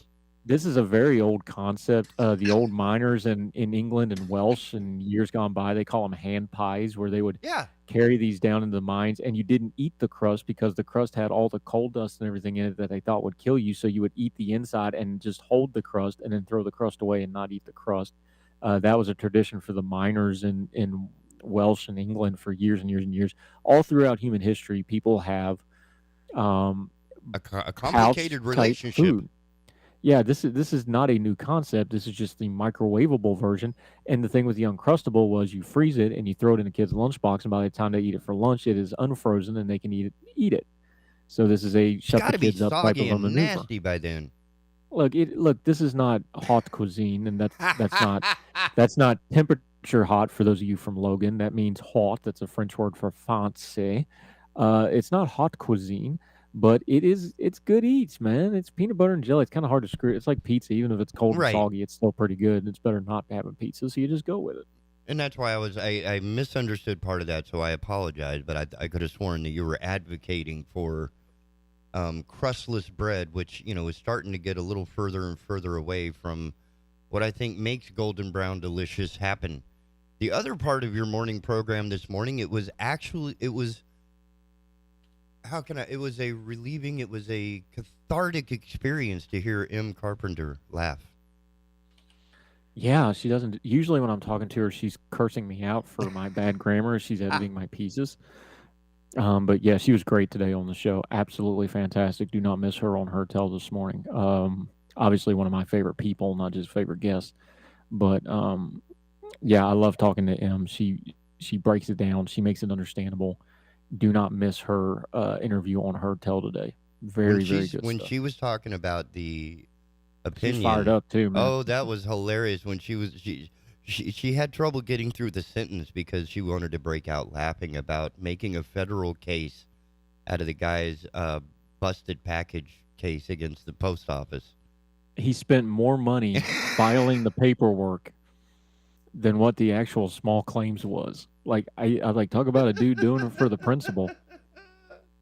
Committed. But it's I funny don't know, because you're kind of crazy, but I gotta respect your commitment. well, what tripped her up and made it so funny is because the old joke is make a federal case out of it. You know, Yep. people say that derisively, like making too much of a deal. This dude not only made too much of a deal with it, he literally made a federal case out of it, and that's what cracked her up. That's what was so much fun to listen to, is her laughing He at was that. literally making he literally made it into a federal case. This piddly little $300 postal dispute. And the He's other like, crack no, up. I want this in federal court. I want this in federal court. And the reason it ties in is because the judge that this went before was Ketanji Brown Jackson, who's now up for a Supreme Court appointment that we're going through the nomination process. So it was nice to have a lighthearted story. And so I don't know if she was bored or what. She wrote a 7-page opinion about this guy being an idiot, basically. And it's like one of her longer opinions of overall. Well, in this it was one of those things where you could tell she was having fun with it. Like, okay, fine. If you're going to waste my time on this, you're getting your dollar's worth. You know, that kind of a thing. And she writes this 7-page thing. Basically, it was a lot of legalese of you're an idiot. But she couched it in some really beautiful, flowery, like the plaintiff unwisely, like stuff like this, and just lays it. It's so, but it's a great lighthearted example of something that's a super contentious issue right now, obviously, in the hearings. But it was nice to have a light, like, you know, she has a personality, she has a jokey kind of side, constrained inside the legal profession, but right. She's like, no, she's like, this is a judge openly mocking you. If you know how to read this, which I thought was yes, you're being insulted, and you're being insulted in a way that sounds like a compliment, and that's just amazing. The other thing was the LSAT. How that even came into the conversation. Oh, this here's a fun fact for you, by the way. You know, there's logic problems on the LSAT. There's brain twisters. There's sequence of events problems. There's reading comprehension problems. Questions. Do you know what the one kind of question that is not on an LSAT? Math. No, there's math on there. Oh, there is. Okay. Logic problems are math. Oh, okay. I would bet a truffle, like creating a culinary. I don't know if there's truffles or not. You know what's not on the LSAT? There are no legal questions on the LSAT. Oh my goodness. Is that because it's an entrance exam to see if you have the aptitude necessary for? Yeah, so like when I took the ASVAB to get in the military, they didn't ask me to field strip an M4. No?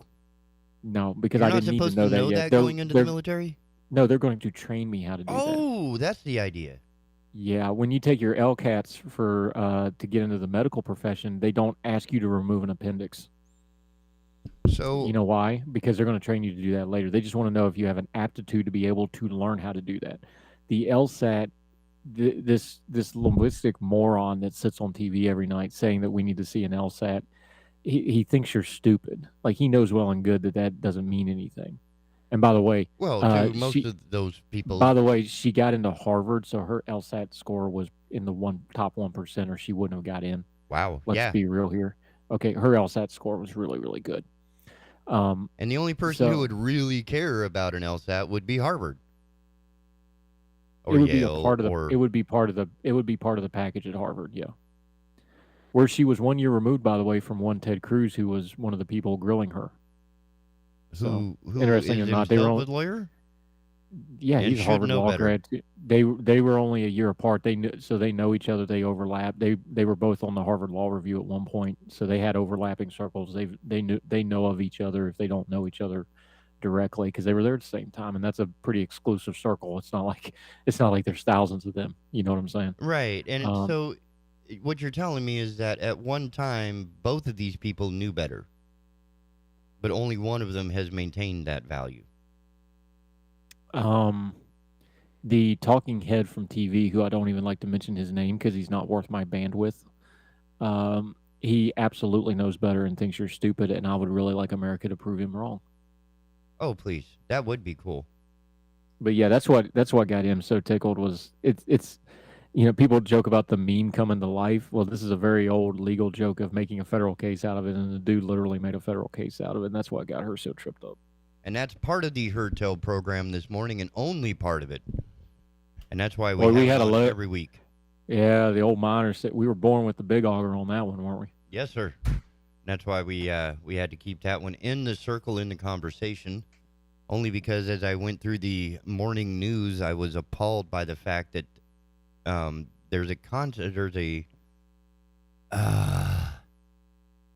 these boneheads want to build a 240-foot tall, 8-acre condominium hotel apartment complex that's going to dwarf the USS Battleship. Do you remember when we were in the Murchison building on the 9th floor? We looked down on the battleship. Yes. And we were only 90 feet in the air. Can you imagine a building right next to the battleship that's 240? That's going to be more than twice as tall as the Murchison building. I wonder what the sunset's going to look like from... Well, my first question was, what's the excavation going to look like? Because that's a freaking swamp over there. Why not? I'm not being facetious here. It's literally it's a swamp.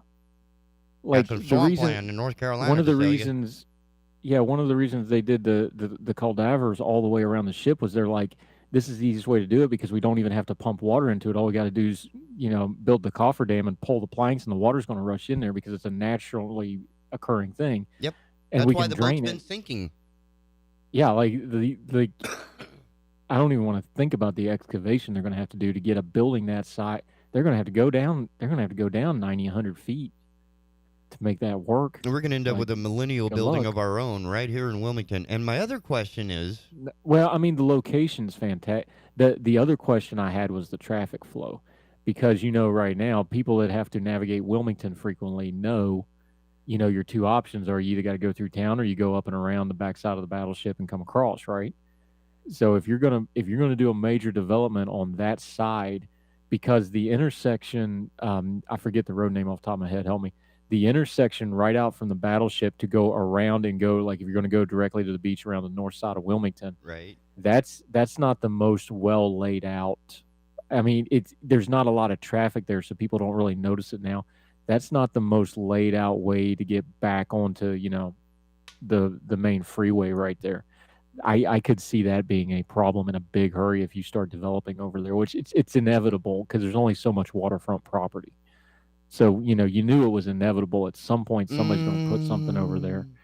Well, the reason why I think that's probably, so far for the last, 200 years has been a no-go.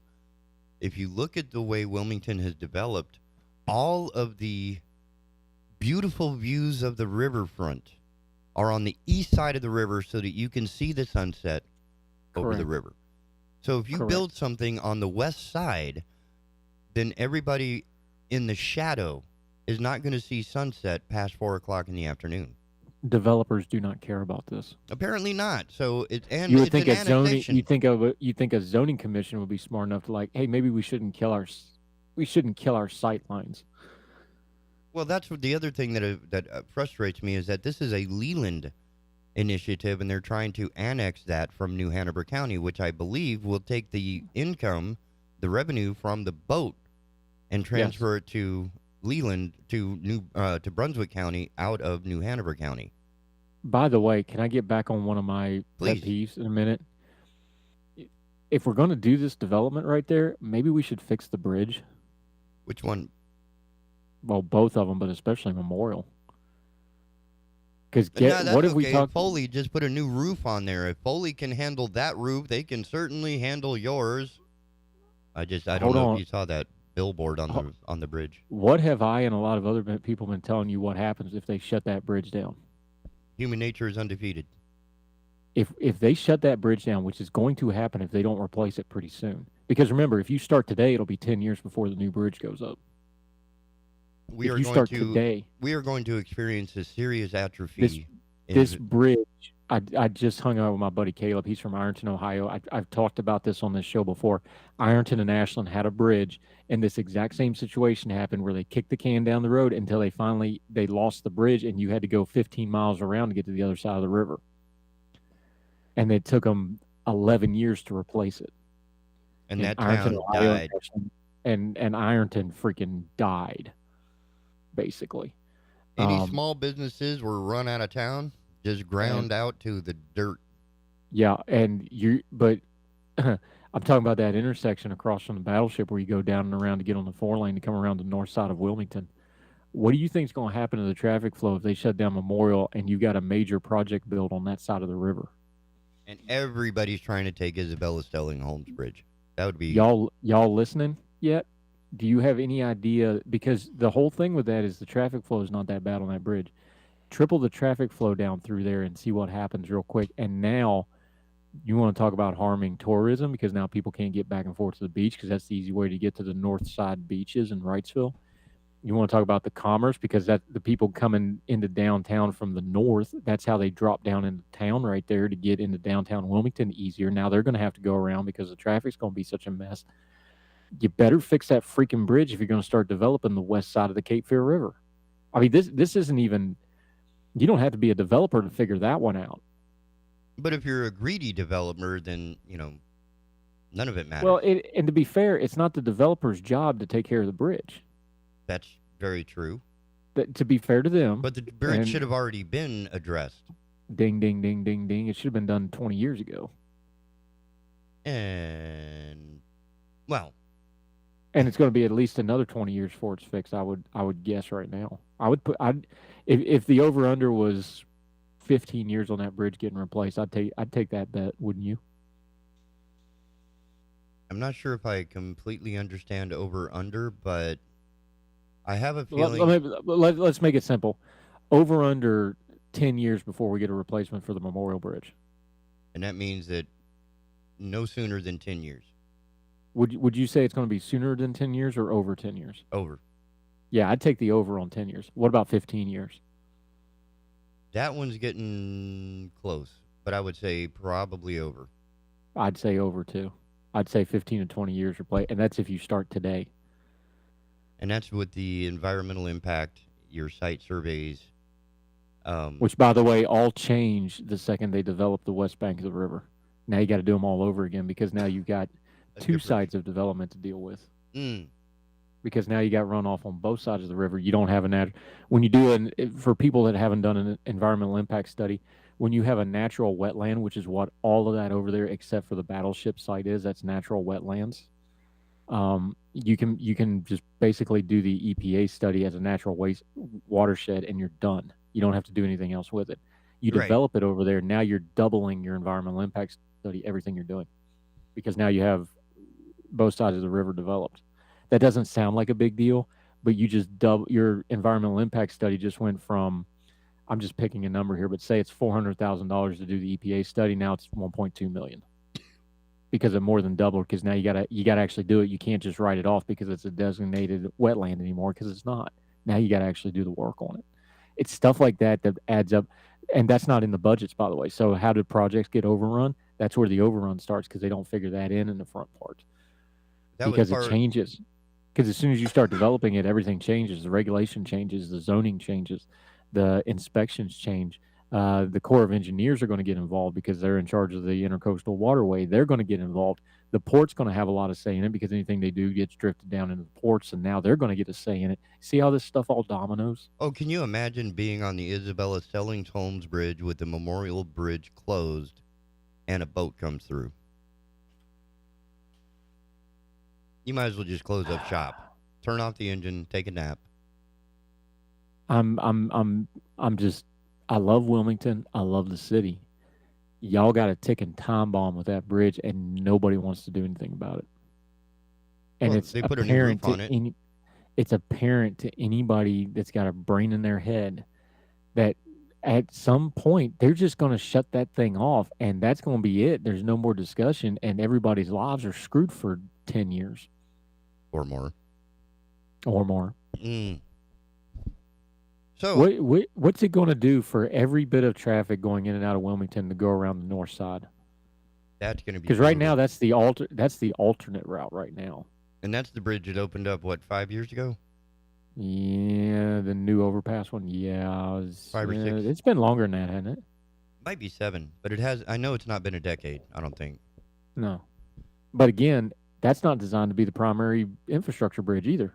It's going to be that's designed to be the bypass. Yep. In fact, it was called the bypass bridge in the original, if I remember right, wasn't it? The original stuff, it was, the bypass. That was considered to be the bypass. The I-7. Well, it's certainly the I-17 bypass between College and 40 and 17. I mean, I don't know what you're gonna do with the traffic, man. I don't know, but I think we're going to charge $6 an hour for parking. Gonna charge more than that, probably. I had to park I parked at the Powerhouse garage in Raleigh last night because I was at this event downtown, and it was $12 for 3 hours. And it was comped because it was at the place I was at. You could take a thing and they comped it for you.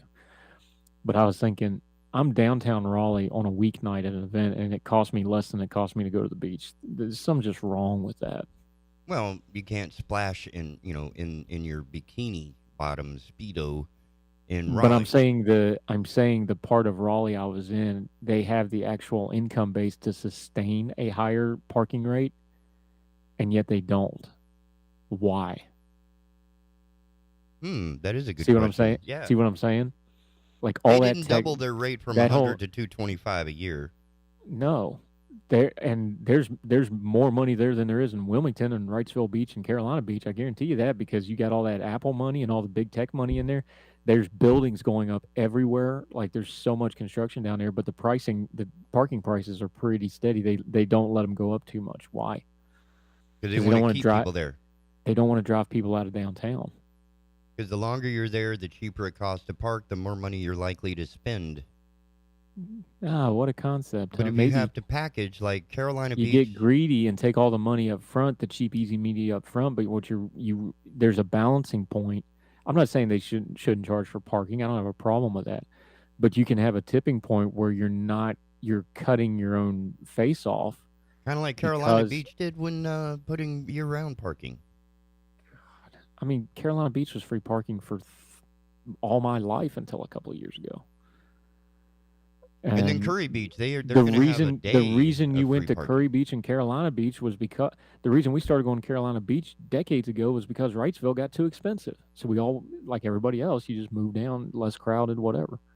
And it's going to get more expensive at Wrightsville Beach after this water incident that I was unaware of.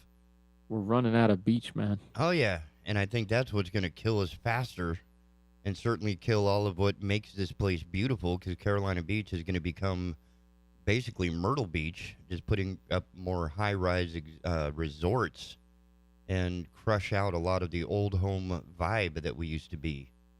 Yeah. And Curry Beach is following the same line. I mean, they made $700,000 in their first year of paid parking. Because they need the money. Yeah, because now they got to have the money. And now they got to do it for another reason. Their water is tainted. They're having salination and contamination issues, and the water coming from the Cape Fear Public Utility Authority. Because you're on a freaking island in a saltwater marshland. Duh. And now they're paying over 500% more. This is like people in London complaining about fog. Like, you do realize where you're at, right? Like, I got zero patience for this crap. It's like, well, yeah, your water's going to get contaminated with salinization. You're on the freaking beach. You know how you know you're in the beach? It's in the name of the town. That's a good start. Beach.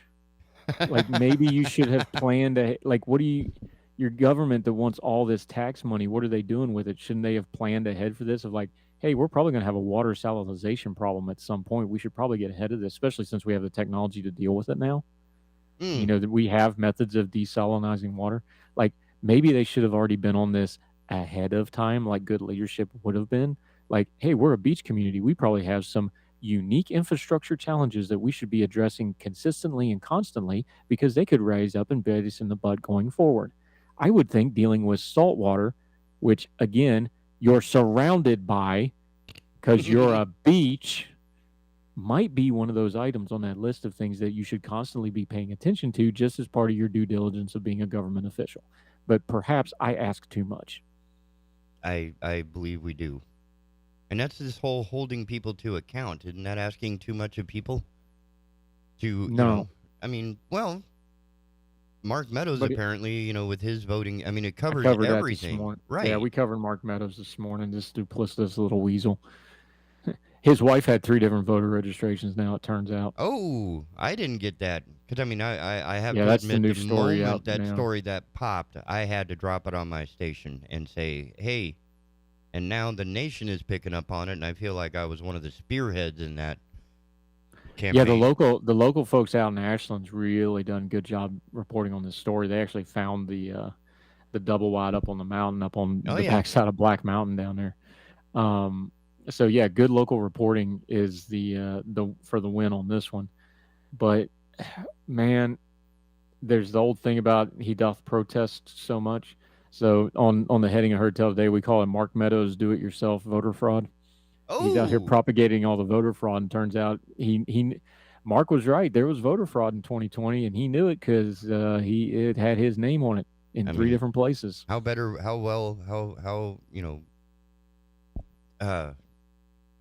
what better example than my own of voter fraud? But it's the same concept, the same accountability, that without, some sort of course he knew. recourse, we can't spank the guy. We can't put him in jail. I mean, what can we do? Or can we put him in jail? Can you imagine if we had public spankings of politicians? When God, they were that'd be corrupt? awesome. Nah, this is a dark path. Let's not go down this path. But first of all, I don't want to see Mark Meadows' butt up in the air. Well, I'm thinking of the whole, do you remember A Knight's Tale with Heath Ledger at the end when he was in the stocks? That's what I want to see. We'll And bring back everybody the stocks. everybody gets a free swing with a switch. Every constituent that was, deceived by this guy. The opinions of TK Turbo are his and his alone and do not reflect the Big Talker Network, Red Wolf Broadcasting, and or the partners and affiliates of this station. But it would be, I mean, it happened to me in school. I was in school when corporal punishment was allowed in the classroom. Oh yeah, old Miss Lamp, all 80 years old, over took a ruler and wore me out. I remember. She called my dad. She called my dad and asked first, but oh, there was no asking. And I mean, she was old though, so I was kind of like I sold it like a pro wrestler, man. I sold it like it was killing me, but she couldn't have took the wings off a fly, I don't think. But I was selling it like it hurt, so she it made her feel better. Yeah, she went home feeling like Miss Universe. She felt like she did something, and I felt like I got away with one because I did. So I was like, hey, better her than me, because now I'm gonna be like, Dad can't do it because they already did it at school, so I made out on that deal. Oh no! Have you ever seen a beer flight when they serve it to you on that little paddle with the holes I was cut at a in it? brewery last night where they had that little 3 glasses on a paddle deal. Yeah, that's all. So that's all last imagine night. that as your paddle. And Mr. Well- Pack even explained, I drilled holes in this to beat air resistance. This thing will hurt if it hits you, and it did. I not only understand that, Dad had an old miner's belt which actually has the perforated holes in it because you had to attach stuff to it. That son of a gun. Oh yeah. So it worked. Did it not? Yeah. Very seldom did you repeat the behavior for which you were beaten. Correct?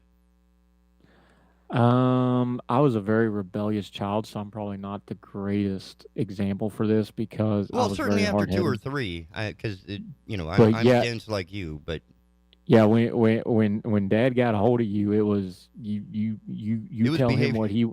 you're going to tell him what he needs to hear forthwith because you don't want to be there very long. This is something you want to get over with rapidly. And it's harder when you have parents that are like super educated. My dad was a doctor, and mine my was too, my yeah. stepdad My parents was are a both physicist. teachers.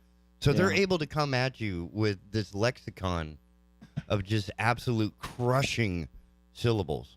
Soul crushing. I would have been okay with crushing syllables because my mom, at least Dad was going to get you on the butt one way or the other. Mom, she just gets the first 2 things she can fill her hands with and comes swinging. Wow. And one of them was always a wired plastic-headed fly swatter. She could be in the middle of the field, and one of those would magically appear in her hand. You know what I'm talking about. Oh They don't yeah, I sell got these one of those anymore. from my auntie. My mom never did it, but auntie did. Ooh. Man, Wire that'll leave a hand- welt. It leaves a pattern like a The wobble handle, iron. for those of you who don't know what these things are, the handle is like a coat hanger wire. That's what it looks like. And then it had a plastic head on it. It was great for killing bugs, and it was great for disciplining children. But the Not in point that order. is, the between shaming and this type of corporal punishment in the public square would certainly cause others to, review their own behavior, such as the speech of the State of the Union address, and others, right? That, once you get spanked in the public, one way or the other, whether it's metaphorical or physically, they walk away with a red face and they kind of have to, own up to it. So accountability without some sort of recourse seems to be powerless. It has no teeth. That's my point. That's my overall point. I don't know if we've evolved past corporal punishment or not, but we're definitely not holding our politicians accountable in any way, shape, or form. Well, how can we? What can we do? What are they afraid Correct. Correct. They're not afraid of anything. There's nothing we can do. No, they're not afraid of anything. Because they know there's no power to do anything to them except maybe get kicked off the committee of their favorite choice or whatever. So it's so bad. It is. So, if we're going to discuss solutions, what are some of the ways, besides, stripping them half naked, butt naked in a stocks and hitting them with a switch? Let's not do that. Right. Short of that. We do not need nudity of our elected officials. But short of that, what is it we can do? There is no more than maybe one of them that I want to see undressed. We don't need that. Well, it certainly wasn't for pleasure. It was meant to be, like humiliation and shaming and dressing down, I guess, is the term. But if we don't have that, what do we have? That's where the term dressing down came from, by the way. Oh, so well done. Thank you. You're welcome. That was an accident, by the way. But that's what, syndicated quality radio is about, right? But what if we were to present some sort of recourse to deter these people from such heinous activities? What do you think would be a good option? Or, well, I'll tell you what. I'll think about it. You take the bottom of our break, and we'll come back, and I'll give you a good answer to that. Well, I seem to have started something there.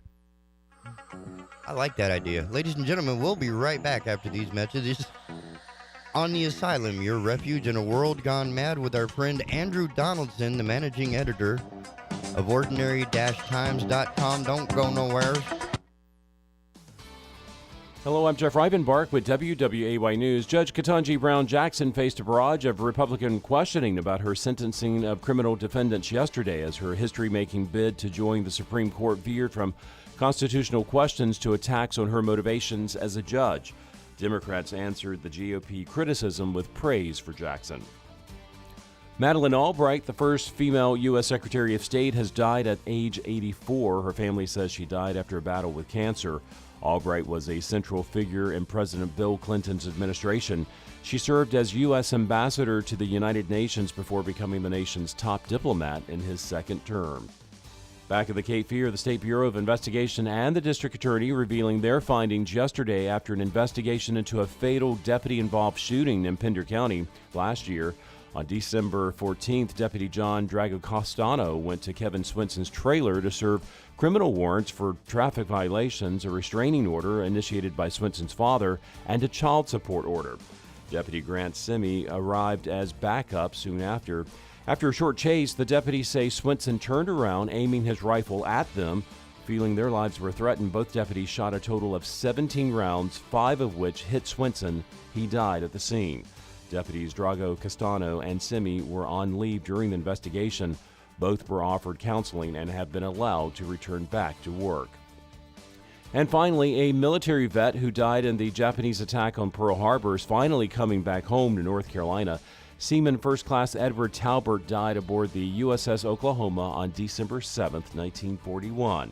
In 2015, the Department of Defense began exhuming remains for DNA analysis with the goal of returning the dead sailors to their families. Talbert, an Albemarle native, will be buried Saturday in his hometown at 11 a.m. For more on these stories, head over to WWAYTV3.com. I'm Jeff Rivenbark. Have a great day. Happy Thursday, everybody. I'm WWAY meteorologist Ramel Carpenter with the Storm Track 3 forecast. Going to be an unsettled day here in the Cape Fear with occasional showers from start to finish. Temperature-wise, though, going to be mild. We're going to be getting into the low 70s and the upper 60s closer to the immediate coastline, but shower activity will be off and on. A few pockets of heavier downpours, even some lightning can't be ruled out throughout the day. But overnight tonight, though, our temperatures eventually fall down to the lower 50s, and showers and storms will come to an end overnight into Friday. Get your full forecast from WWAY and WWAYTV3.com.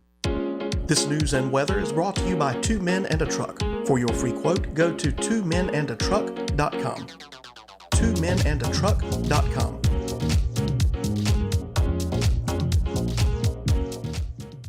Hey everyone, Ben Hawkins here with Cross Country Mortgage. Rates are still at historic lows, and there has never been a better time to purchase your dream home or refinance your existing. With over 300 loan products including conventional, FHA, VA, USDA, renovation, and jumbo, we are certain we have the right loan product for you and your family. Call me today to be pre-qualified to make the offer on your next dream home.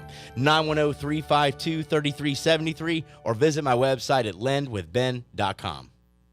Acoustic wave therapy at the Frank Institute is a revolutionary treatment for inflammation, issues of blood flow, and is a solution for the constant suffering of chronic pain. Through the localized transmission of sound waves, stem cells are stimulated to bring about restored blood flow, vascular regeneration, and the disbursement of pain receptors to affected areas. If you've been told that your issues could not be treated without surgery or prescription, give us a call. Non-invasive, non-surgical, and prescription-free. Acoustic wave therapy is only available at the Frank Institute. Call today, 910-679-8534, and ask about acoustic wave therapy.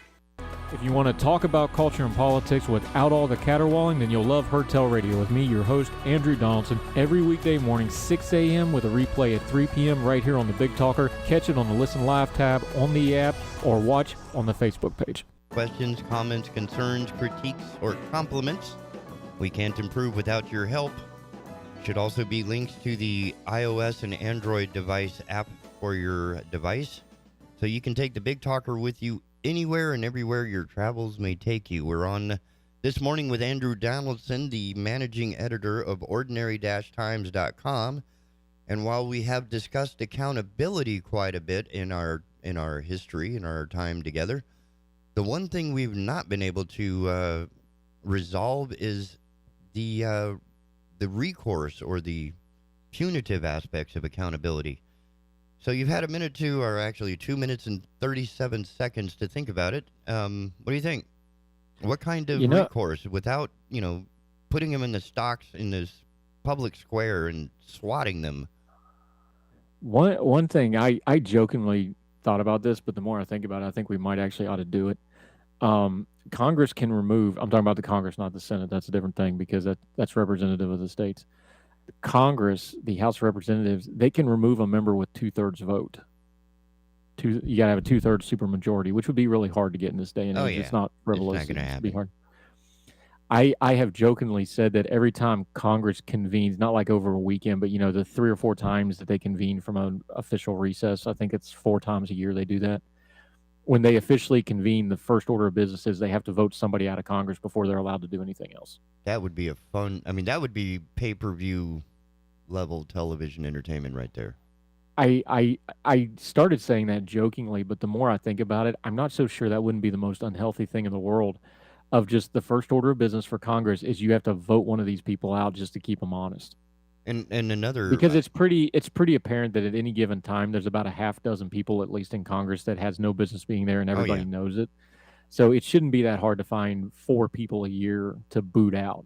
But it would also put everybody else back in line of like there's going to be a little bit of accountability if you're, out of 400 some odd Congress people, don't be in that half of 1% that's so stupid that you're going to get a 2/3 majority to get booted out before you even get seated. But I really wonder if that wouldn't just be healthier. Like, no. Every time you convene Congress, you have to kick somebody out before you can move on to any other business. Okay. But that's still not quite the answer to the question. I reject your question. I replaced it with my own. Okay. I'll go with that. Here's the only accountability with a politician is the ballot. Right. That's the truth of it is. I mean, you can have ethics investigations. We talked to our friend John Deeth back on Monday. talking about the Marjorie Taylor Greenes of the world. His state, Iowa, now he's a Democratic official, and this was a Republican, but he was still, he knows how this goes on because Iowa's not that big a place. Representative Steve King was the Marjorie Taylor Greene of his day a couple of years ago. He was involved with highly questionable stuff, said horrible, horrific things, and they basically ostracized him from Congress and blackballed him, and he lost his primary. They didn't kick him out, but they did everything short of that to make sure everybody knew that he's not one of us. They stripped him of assignments. They wouldn't let him fundraise with the party. Like, you can really turn the screws on somebody in a political party, right? What's happened now is the political parties aren't willing to do that anymore. You're not going to see that anymore. They're not going to do it. Because that cuts off funding. Yeah, so they're not going to do that anymore. So now what do you do? Because the political parties aren't going to police themselves anymore. The only recourse now is the ballot. And if you've got a constituency of people who are okay being represented by somebody who is an utter embarrassment, there's just not a lot we can do about it. Like the Marjorie Taylor Greenes of the world, the Matt Gaetzes of the world. The felons of the world. Yeah, there's Democrats too. They're just the loud examples right now. If the constituency doesn't care enough to be representative by an embarrassment, there's just nothing you're going to be able to do because it's a representative government and we get the representation we deserve.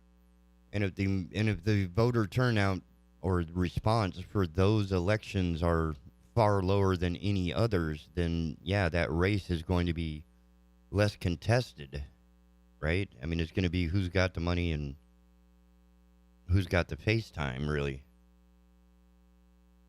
But and again, it's getting away from the accountability. That does seem to be and I've harped on that because it's just painful to admit.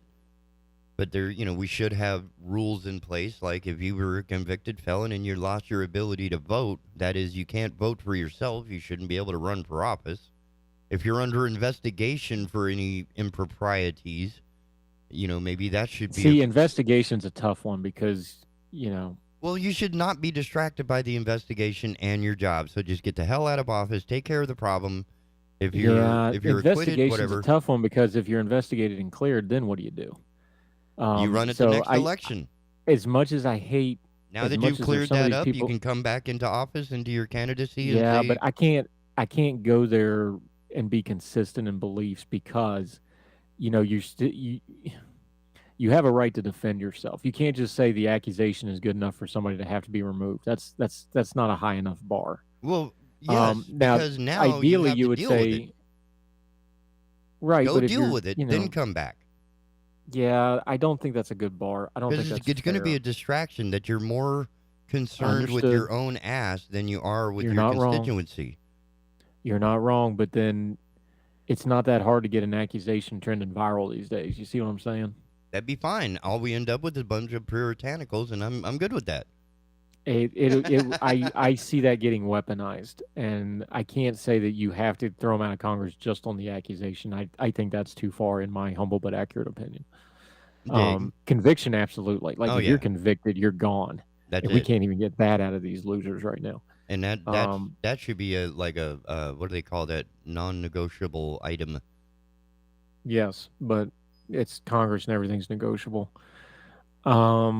Yeah, it's tough, but again, if the people aren't going to have enough give a damn to self-police at the ballot box, there's no other entity that's going to have enough power to actually do anything with any of this stuff. So, well, that's just the truth of it. I mean, I'd love to give you a nice, happy answer, but we're not in the unicorn farm business. We're in the truth business here, and that's the truth. Unless we care.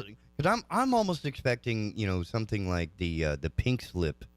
I don't know if you remember that fear back in the day of being handed a pink slip for doing something wrong at work, whether you made an insulting comment on your boss or some noise where you were just given the pink slip. Or you dared to go have surgery and the company got sold while you were on medical leave and they call and fire you on the way to the hospital to have surgery. Or maybe that's a little too specific of an example for reasons I won't get into. I had a similar incident at a television network. Had to do with the birth of my second child, and man, that was rough to lose my job over it, but I would do it again in a heartbeat. It was worth it. Believe me, the kids are doing better than that station. So fair enough. That's the way I see it, and that's why I'm here. And the the hippie prodigy did not fit into the corporate network's planning, I suppose. Not at all. But the thing is, I was the most requested editor by the clients who came in paying good money to have their ads made by me. So that was fun. But that was back in the days when it was analog and you still needed cables. You needed knowledge to edit. It wasn't like built into your computer and every. Yeah, what I'm doing on Adobe is pretty spectacular when you go back and think about people that were literally splicing reel-to-reels together. It's been a pretty big technological jump in not a very long period of time, huh? Carrying the 3/4-inch video decks, the first video portable decks that I remember doing electronic news gathering with E&G, the deck was 80 pounds with a shoulder strap, and the camera weighed like 70 pounds. And you had to carry both of these units tethered by an umbilical cord that weighed another 20 pounds. It was brutal. And the edit suite, was basically 2 large rooms held together by spit baling wire and a prayer. Now I have all that power in the laptop I take with me, and it's been a mind-bending trip. And my entire recording rig that I do everything on, including network television, and it holds up pretty well. My sound actually sounds better than some other people that are on the network. My little recording rig I got, it's all bus powered, so I can run it off my laptop in the middle of a field. Yep.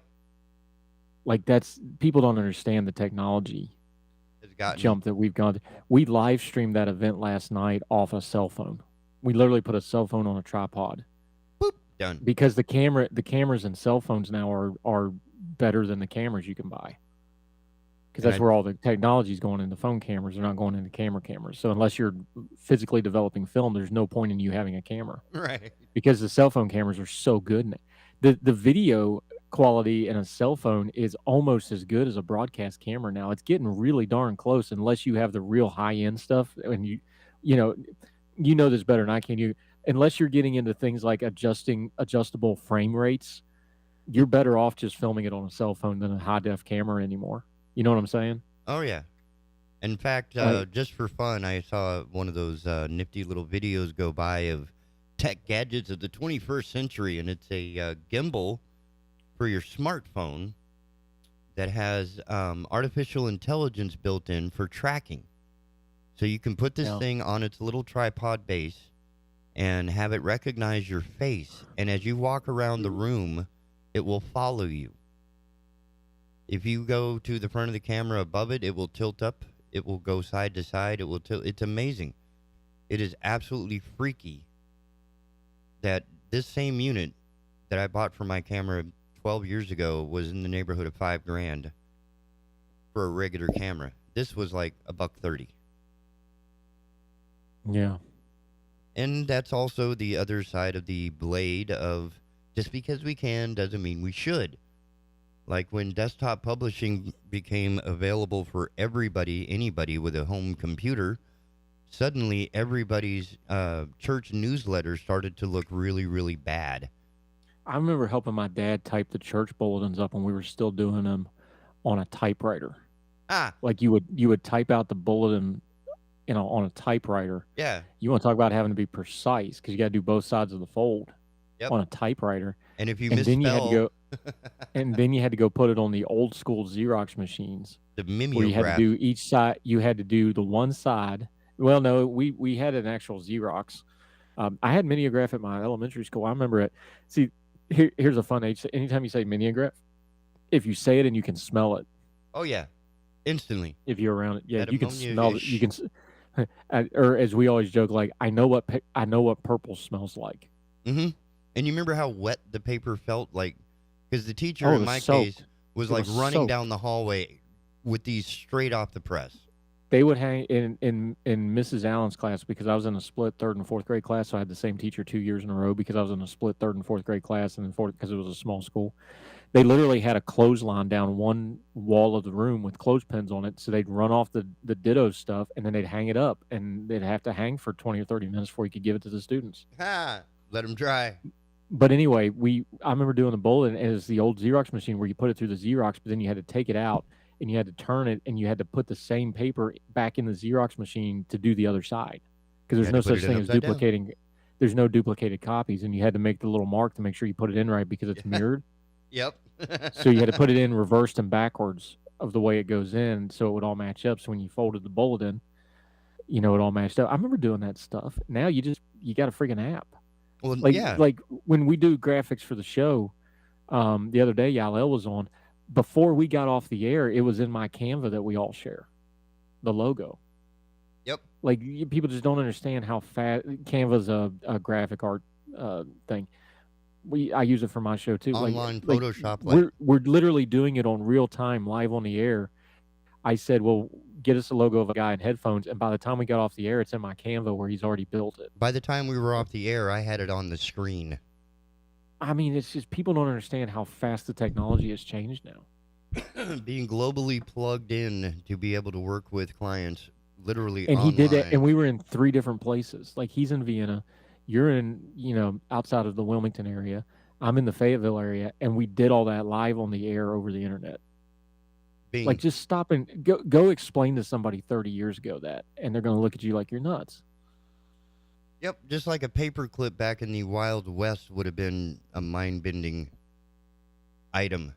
Having a cell phone, right? I mean, it's been fun growing up through all this, like from the card catalog to Google has been amazing. That during the 80s, there was this great push for data entry people because we were basically trying to digitize our history in the shortest amount of time possible. And I was encouraged more than once to get a job as a data entry person for this. And I really didn't want to get into a closed-ended industry. It seemed like that once all the data was entered, that'd pretty much be it. And all your skill is retyping information from one format to another. And of course, the development of OCR eliminated a lot of those positions that it's just no longer necessary. Remember when web page design was going to be a big thing? Oh, yeah. That was the big career. Oh, look, he's a web designer. Yeah, he's a special guy. He bought HTML 1.0 for dummies and uses the /blink tag on every page he designs just to make the text blink. Yeah, it's been interesting. I mean, I remember like before the internet that getting to school, your name was on a typed piece of paper and a lot of it was handwritten. And now we have records of things that I'm glad we don't when I was in high school.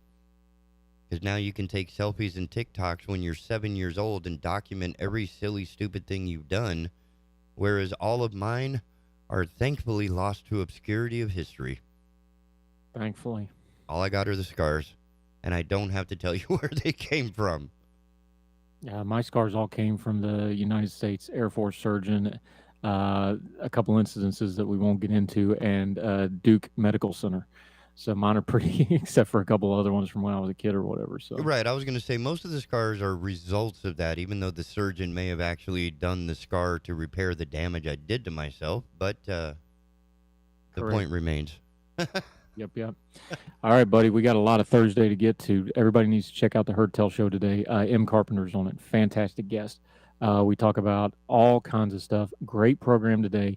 Just did a fascinating interview this morning. Tomorrow's show is going to be even better. Still having pretty good sustained growth with the program. We appreciate it so much. I'm proud of it. I think it's good. I think it's worth your time. Please check out Herd Tell. Really good show, and we love bringing it to you. That's why the Herd Tell radio program runs twice in the day, and the Asylum only runs once. Because it's twice as good. And that's why it's twice on Sundays, 8 o'clock and 2 o'clock, which is the extraction of the interviews throughout the week into a 1-hour program available Sundays at 8 a.m. Premiere on Facebook, YouTube, Twitter, as well as the network with a replay at 2 in the afternoon. Yep. That's why we like this. And he has, I mean, you can't help but bring those conversations into the rest of the day because they're done so well that it's not an argument or a name-calling situation. It's getting into the facts and figures underneath the memes that are misdirected or misunderstood or maybe even misguided. Yeah. Turning down the noise of the news cycle. It's what we do. Yep. Well, shoot, man. I thank you so much for your time.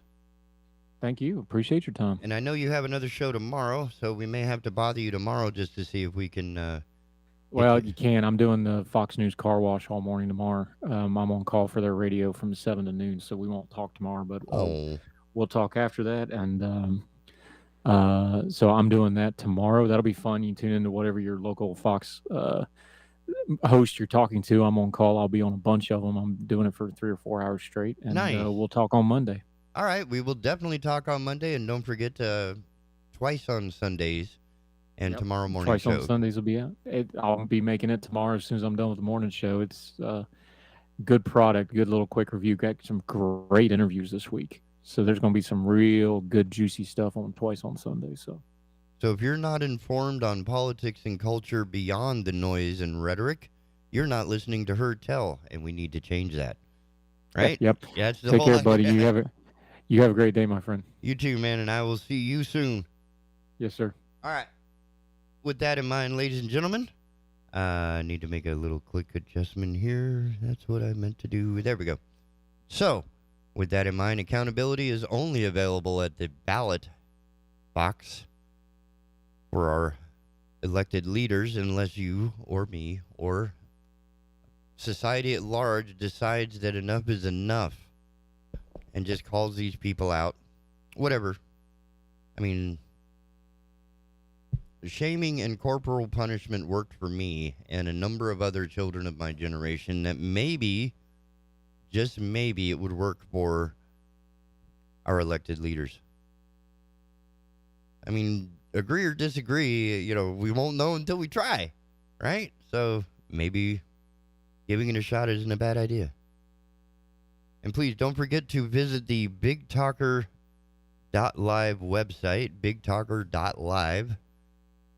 Email any questions, comments, concerns, critiques, or compliments to help us improve, because we can't get better without your feedback. We can't improve without hearing from you.